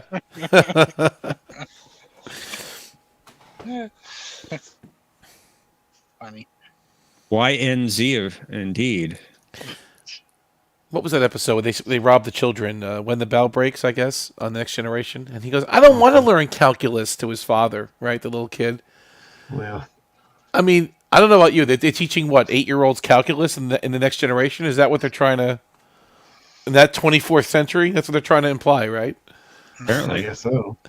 It's pretty advanced stuff. I mean, I don't think I even learned calculus until... What?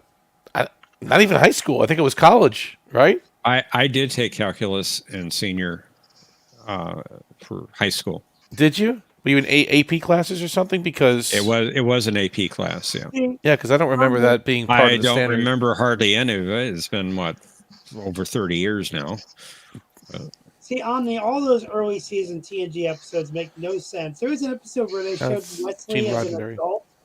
They showed Wesley as an adult, and he just looked so goofy with that outfit on. Oh, the Q wished him. Oh no, Riker Q made him an adult, Riker, right? Riker, Yeah. yeah. He was so goofy with that outfit on. And then they showed like this Klingon woman who was doing all S&M with Worf and crawling up the bridge. And then he This hits is her. sex.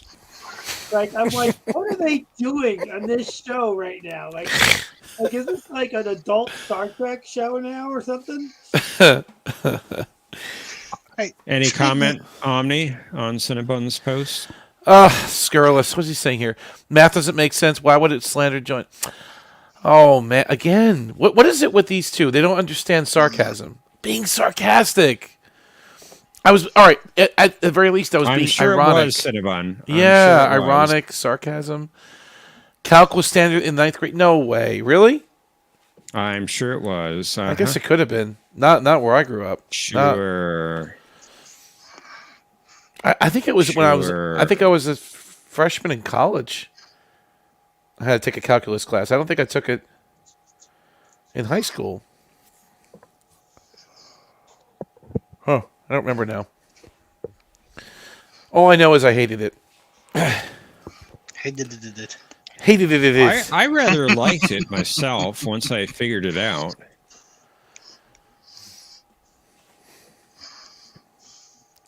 Trig, geometry, I was okay with that. Algebra, I could muddle my way through.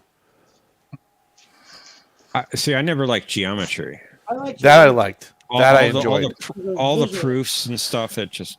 I always wanted to have rabbits and name one of them Scalene and one of them Isosceles.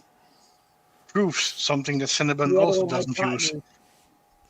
Now, Thomas, that's the real slander right there. Math that is definitely useless. That definitely is slander, Thomas. Shame Excuse on you.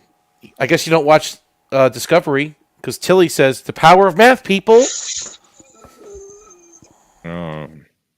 Unfortunately, Omni needs to be having some technical difficulties. Hopefully, he'll be back soon. Wow. Where'd he go? Where'd I go? Wait a second. But I hate that line on the. You've been demoted. I've been. Yeah, I mean, you're going to lose 20 points. He if thought that- he was right devoted, to the but top. no, he was demoted. The Tilly's line, that is useless. Matt, you wouldn't be watching the stream without Matt. Did you get caught in the in San Francisco when the changelings attacked, or when the Breen attacked, or whatever they were? When the Brainy attacked San Francisco? What do you mean? DS9? Yeah, were you there? Yes, I was there. Yes, I was right there. Right. Thomas says, thanks for proving my point, Omni. No one watches Discovery. Are you telling me you two, Cinna Thomas, you're not going to hate watching it with us next week? You're not. You're not. I mean, come on. Oh God! It starts next week. Yeah. Is it 2 weeks from now? I'm sorry, 10 days from now or something. Oh, It's coming. Early I April. hurt now. Oh God, I hurt. You're going to watch it. We're all going to have to watch it just to see how bad it is at this point. I mean, come on. And Sonequa Martin Green said there's a really big thing going to happen. A big thing. Yeah, I heard about that. Okay. That It's show is really nails on big, the and it's a chalkboard. thing. What's that? Watching that show was like nails on the chalkboard. I'm not going to torture myself like that. What is Carl going to erase them all from existence? Oh, that would be good, though. That's a big thing. That would be a good big thing. Big thing, right? Carl, yeah. Carl's going back to CSI. Carl was so stupid. The Guardian of Forever was perfect. That big, deep, echoey, bellowy voice, and you go to this guy just sitting there smoking a cigar, reading the newspaper. Like, come on. For years, I've awaited a question. Yeah, but that voice with the echo, yes, a question. Yeah, that was good stuff. The original episode. Yeah. New one. Did you guys see that Prodigy season 2 was released for France? I couldn't see it, of course, but I saw a news post. I haven't heard that. Some channel there had released it. You mean in French? They translated it to French? I don't know if they translated it, but they have released it on the 23rd. Oh. 23rd. So maybe it will be soon on Netflix. Thomas Potts said we should all meet up in Times Square and act like VJ Day when Star Trek Discovery ends. That's a good idea. That would be interesting. I mean, I'm not that far from there. I could walk there from my house. So yeah, that's okay. Just let me know when. Not a problem. You're in New I'm York afraid it would City? take me a little bit longer to get there. You're in New York City. That's right. Yes, unfortunately. Trying to get out. Hang out with you sometime. Yeah, dude, I'll let you buy me lunch. Sounds good to me. Anytime. Cool. We're trying to get out to the country. We're trying to get out of this liberal stronghold known as New York. But good luck. Yeah, it's hard, when you have your jobs and. I think Texas is trying to turn into New York or California or something. Oh, please! It's bad. It's very bad.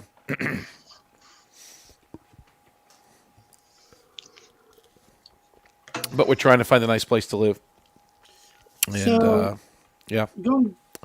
Sorry to interrupt, but like John, so the in Sequest, Roy Scheider is actually the captain of the show. Yes. Yeah. For the first two seasons. For the first two seasons. So that must mean that he brings like gravitas to it because he's such a great actor. Oh, he did. Yeah, he did. Really okay, because that makes me want to watch it. Because the rest of them weren't. My brother had an audition to be on that show, or he almost went to an audition to be on that show way back in the day, but I never watched it. But I love Roy Scheider. It was a good show. It was decent, but the rest of the actors were kind of not nobodies, but they were not top billing like Scheider. Scheider was a well-known actor. He was the star. Yeah, the star. It was weird because like for the most part, like when I first saw Enterprise, I thought it was like that. I thought Bakula was everything. But then I started to really like Connor Trenier and he was good. And who, but like not at first, but it took him like an episode or two, and then I started to really like who's the guy that played Malcolm? What's his name? Keating. Dominic Keating. Dominic Keating. He was really good too, and I thought he had a unique. I really loved like they should have played more into like his sense of humor of how he liked building explosions and everything. And how he watched too much science fiction. I love that. That whole line is like, you watch too many science fiction movies. We don't need the phase rifles. We just need the pistols. It's one of my favorite scenes in Star Trek. But but for the most part, like Bakula was so much more prominent in those early episodes than the other guys. You know, just as an actor. Yeah, I mean the rest of them. Well, although Billingsley was out there a bit. He was Yeah. in some stuff, right? But he wasn't the leading man. No, he's this good supporting actor, like Right. and he was like an improved version of what Neelix was trying to be, like his kind of character type. Mm. You know, it was like Neelix but better. You know, like this kind of weird alien. He that was they definitely had. better. Yeah, oh, definitely. I never liked Neelix. I liked Neelix interacting with Tuvok. Yeah, They were a good pairing. And I liked his introduction in that first 2 scenes of Neelix. Anything that Neelix did in Caretaker, basically, I liked. Caretaker was probably my favorite episode with him. Like everything from when he was on that freighter in the junkyard to meeting Tuvok to taking a bath. All that stuff was great. But he's a weird dude. Like he was also at First Contact, and I liked him in that. Yeah.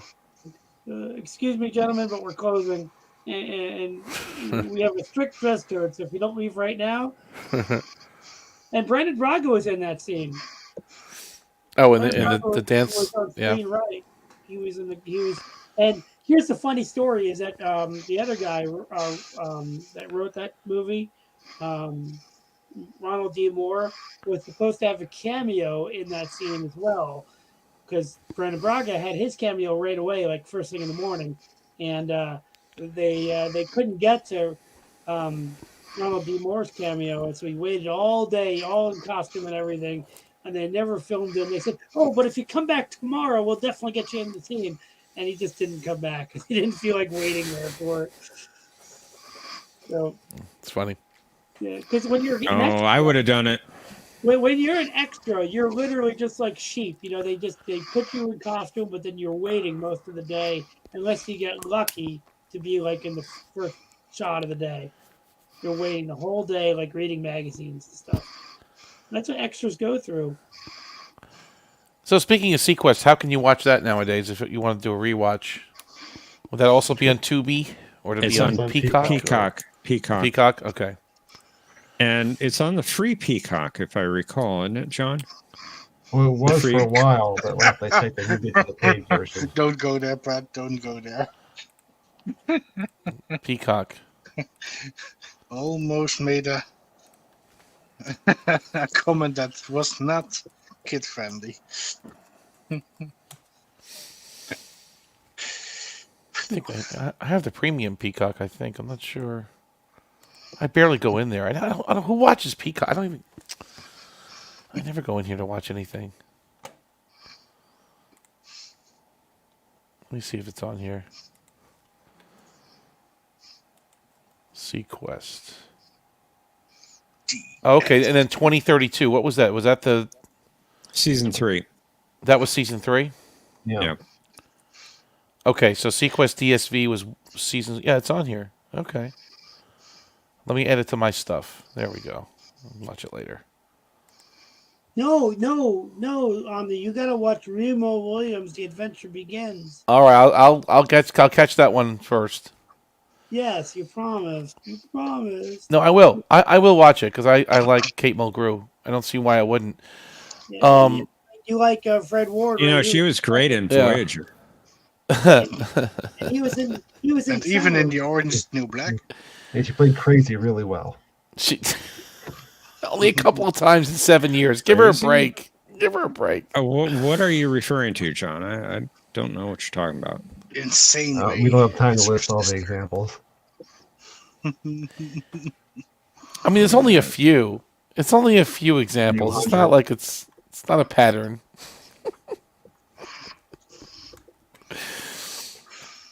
You see, I like Michael Ironside, but I didn't like him in this show, from what I remember.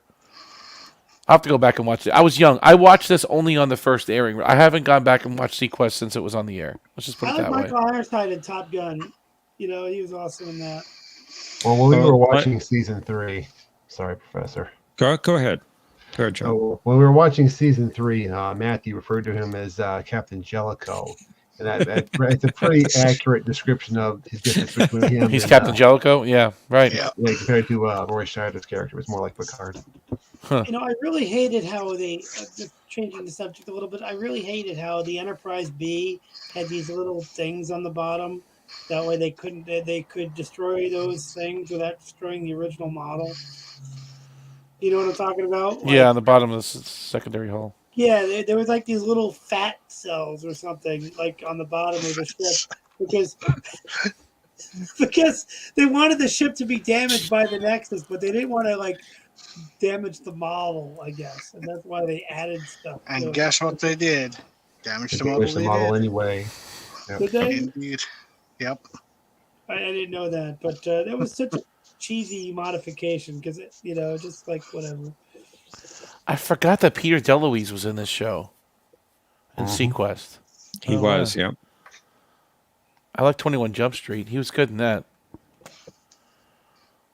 I totally forgot he was in that show. Completely forgot. Yeah, William Shatner was in an episode. Really? Hamill was in a couple episodes. Yeah. Hey, Wow. did you know that there was a TV show called Ferris Bueller based on Peter the movie? DeLuise. Yeah. Are you It serious? was really And awesome. it was not good. Yeah, Peter I remember. Sorry. It wasn't good. There was another show that was similar to it. Parker Lewis Can't Lose or something. I like that. remember Parker Lewis Can't Lose. Oh my god. And that was a better version of that for TV. I like that show. That was pretty good. Synchronized swatches. Right? That was it. Yeah.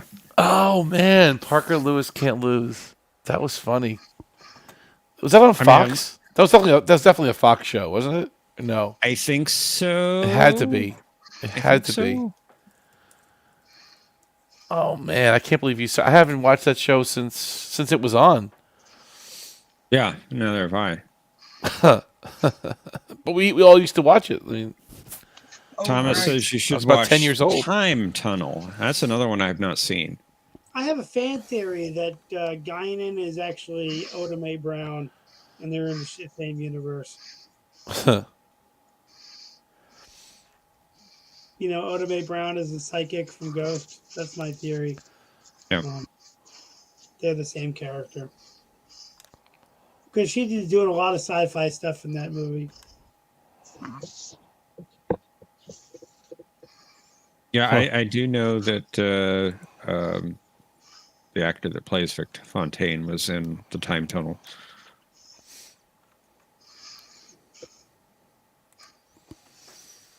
James Darren, right? James Darren. Yeah, thank you. Wasn't he in the cop show? What was it? Was it T.J. T.J. Hooker? Hooker? Was it Beretta? T.J. Hooker. Oh, okay, T.J. Hooker. Yeah. Yeah. With He Shatner. was in that. It was Shatner. Shatner. He's not in this one. We're safe. Good old Mystery Science Theater 3000. Well, maybe T.J. Hooker's on Tubi. Let me see that. I haven't seen T.J. in a while. Let me see here. No, it's not. But Hunter's on there. Hunter's good. And Heart to Heart. That's a good one. My favorite part of that movie was when one of the guys Scarecrow in, and Mrs. King. in this That wasn't bad. switch to normal view, and then the music kicks in, and the guys are like, Normal view, normal view, normal view, normal view. Oh my god, it was so funny. I like normal view better. Normal view, yeah. That's a good one too. But that's a great little. Scarecrow and In the Mrs. not King. too distant future, But next just like Sunday AD. His buddy was a dweeb. He's like, "Oh, Cal's the only guy that could be in a plane and still be late." Boy, being a funny. I bet there's a ton of commercials Are on you these Tubi decent, shows, right? Cal? Are you decent? Are you decent? Can we come in?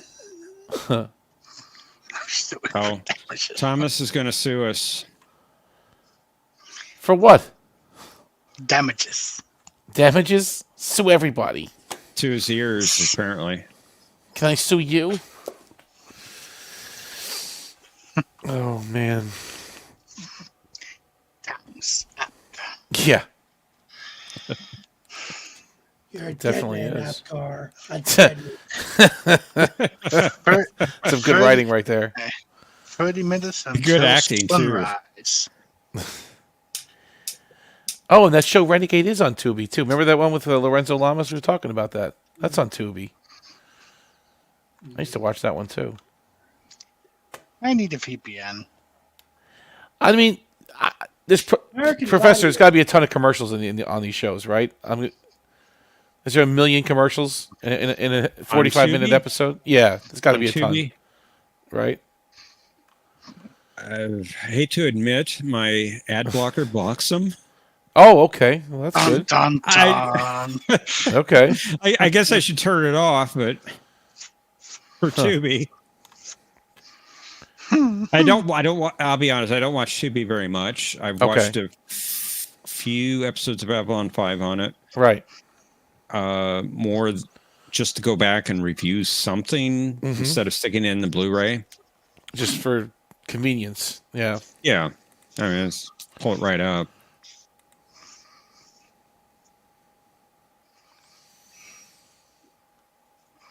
Well, it looks like we just passed the 4-hour mark, so that might be a good time to start winding down our conversation for this evening. I was just Before going to Patrick gets the sunrise. I was just going to recite the entire script from Monty Python, The Holy Grail, and just go from the first frame of the movie to the And end. on that That's a good idea. bombshell, The Hitchhiker's Guide to the Galaxy. Yeah. You remember that? A moose once ate my sister. You know, really, she was. You remember that in the credits? A moose once bit my sister. Oh You boy. ever see that movie? Which Been a long one? time. Monty Python and the Holy Grail. Yeah, I've seen it, but I don't remember that part in the credits. Yeah, in the opening credits, there's like a lot of subtitles, and there's a thing about like a moose once bit my sister. No, really, she was whatever. I don't remember what she was doing, but they just write it all in the credits. Anyway, before I get into that, I'm gonna let John kick me out. So, John, pick your foot and kick me out. Well, I'm not going to kick Cinnabon? you out, but I am going to, refute Cinnabon's false claims about my promise of a 6-hour streak. He's having delusions again. He needs to take his meds. He will not listen. John, you got to do a 24-hour Jeopnerdy stream like we play for an hour and a half, then we just talk for the next 22 and a half hours. For charity. I'm not seeing that happening anywhere in the near future. So. He'll do it like Shades of Grey. We'll do a compilation episode, right? You have enough Jeopnerdys in the can where you could do that. Yeah, we'll do it. a Jeopnerdy clip show. Oh man. Do it to raise money for my bills. Jeopnerdy, Shades of Grey style. That's a new category. Shades of Grey next week is going to be the episode category. We got to name all the episodes that they take clips from. Yeah, I'm gonna watch all those. Hecklefish, take your meds. Well, before the false claims get any worse, I think we're probably going to sign off. But I want to thank everyone for joining us. Thank you, John. As the professor already mentioned, we have Question to Trek tomorrow. And, Noon Eastern. Noon Eastern. And Mondays at 10:30 p.m. Eastern, Babylon 5 on Life with Matthew's channel. So we'll see you there. Mind War. I so want to say what I so want to say it. Mind War. It's gonna be good. Not that. I want to say. I know what you want to say. I'm sure everyone knows, but it's gonna be good. Stay tuned. Maybe not. Maybe not. Okay. All right. Oh, you're not the bad guys, Thomas. It's Cinnabon. You're just sadly misguided. Bunny, take your meds. Then you won't have these delusions that you're experiencing. I'm sad now. Take your meds. You won't be sad. And animated Trust GIF me. in Discord coming in 5, 4, 3, 2.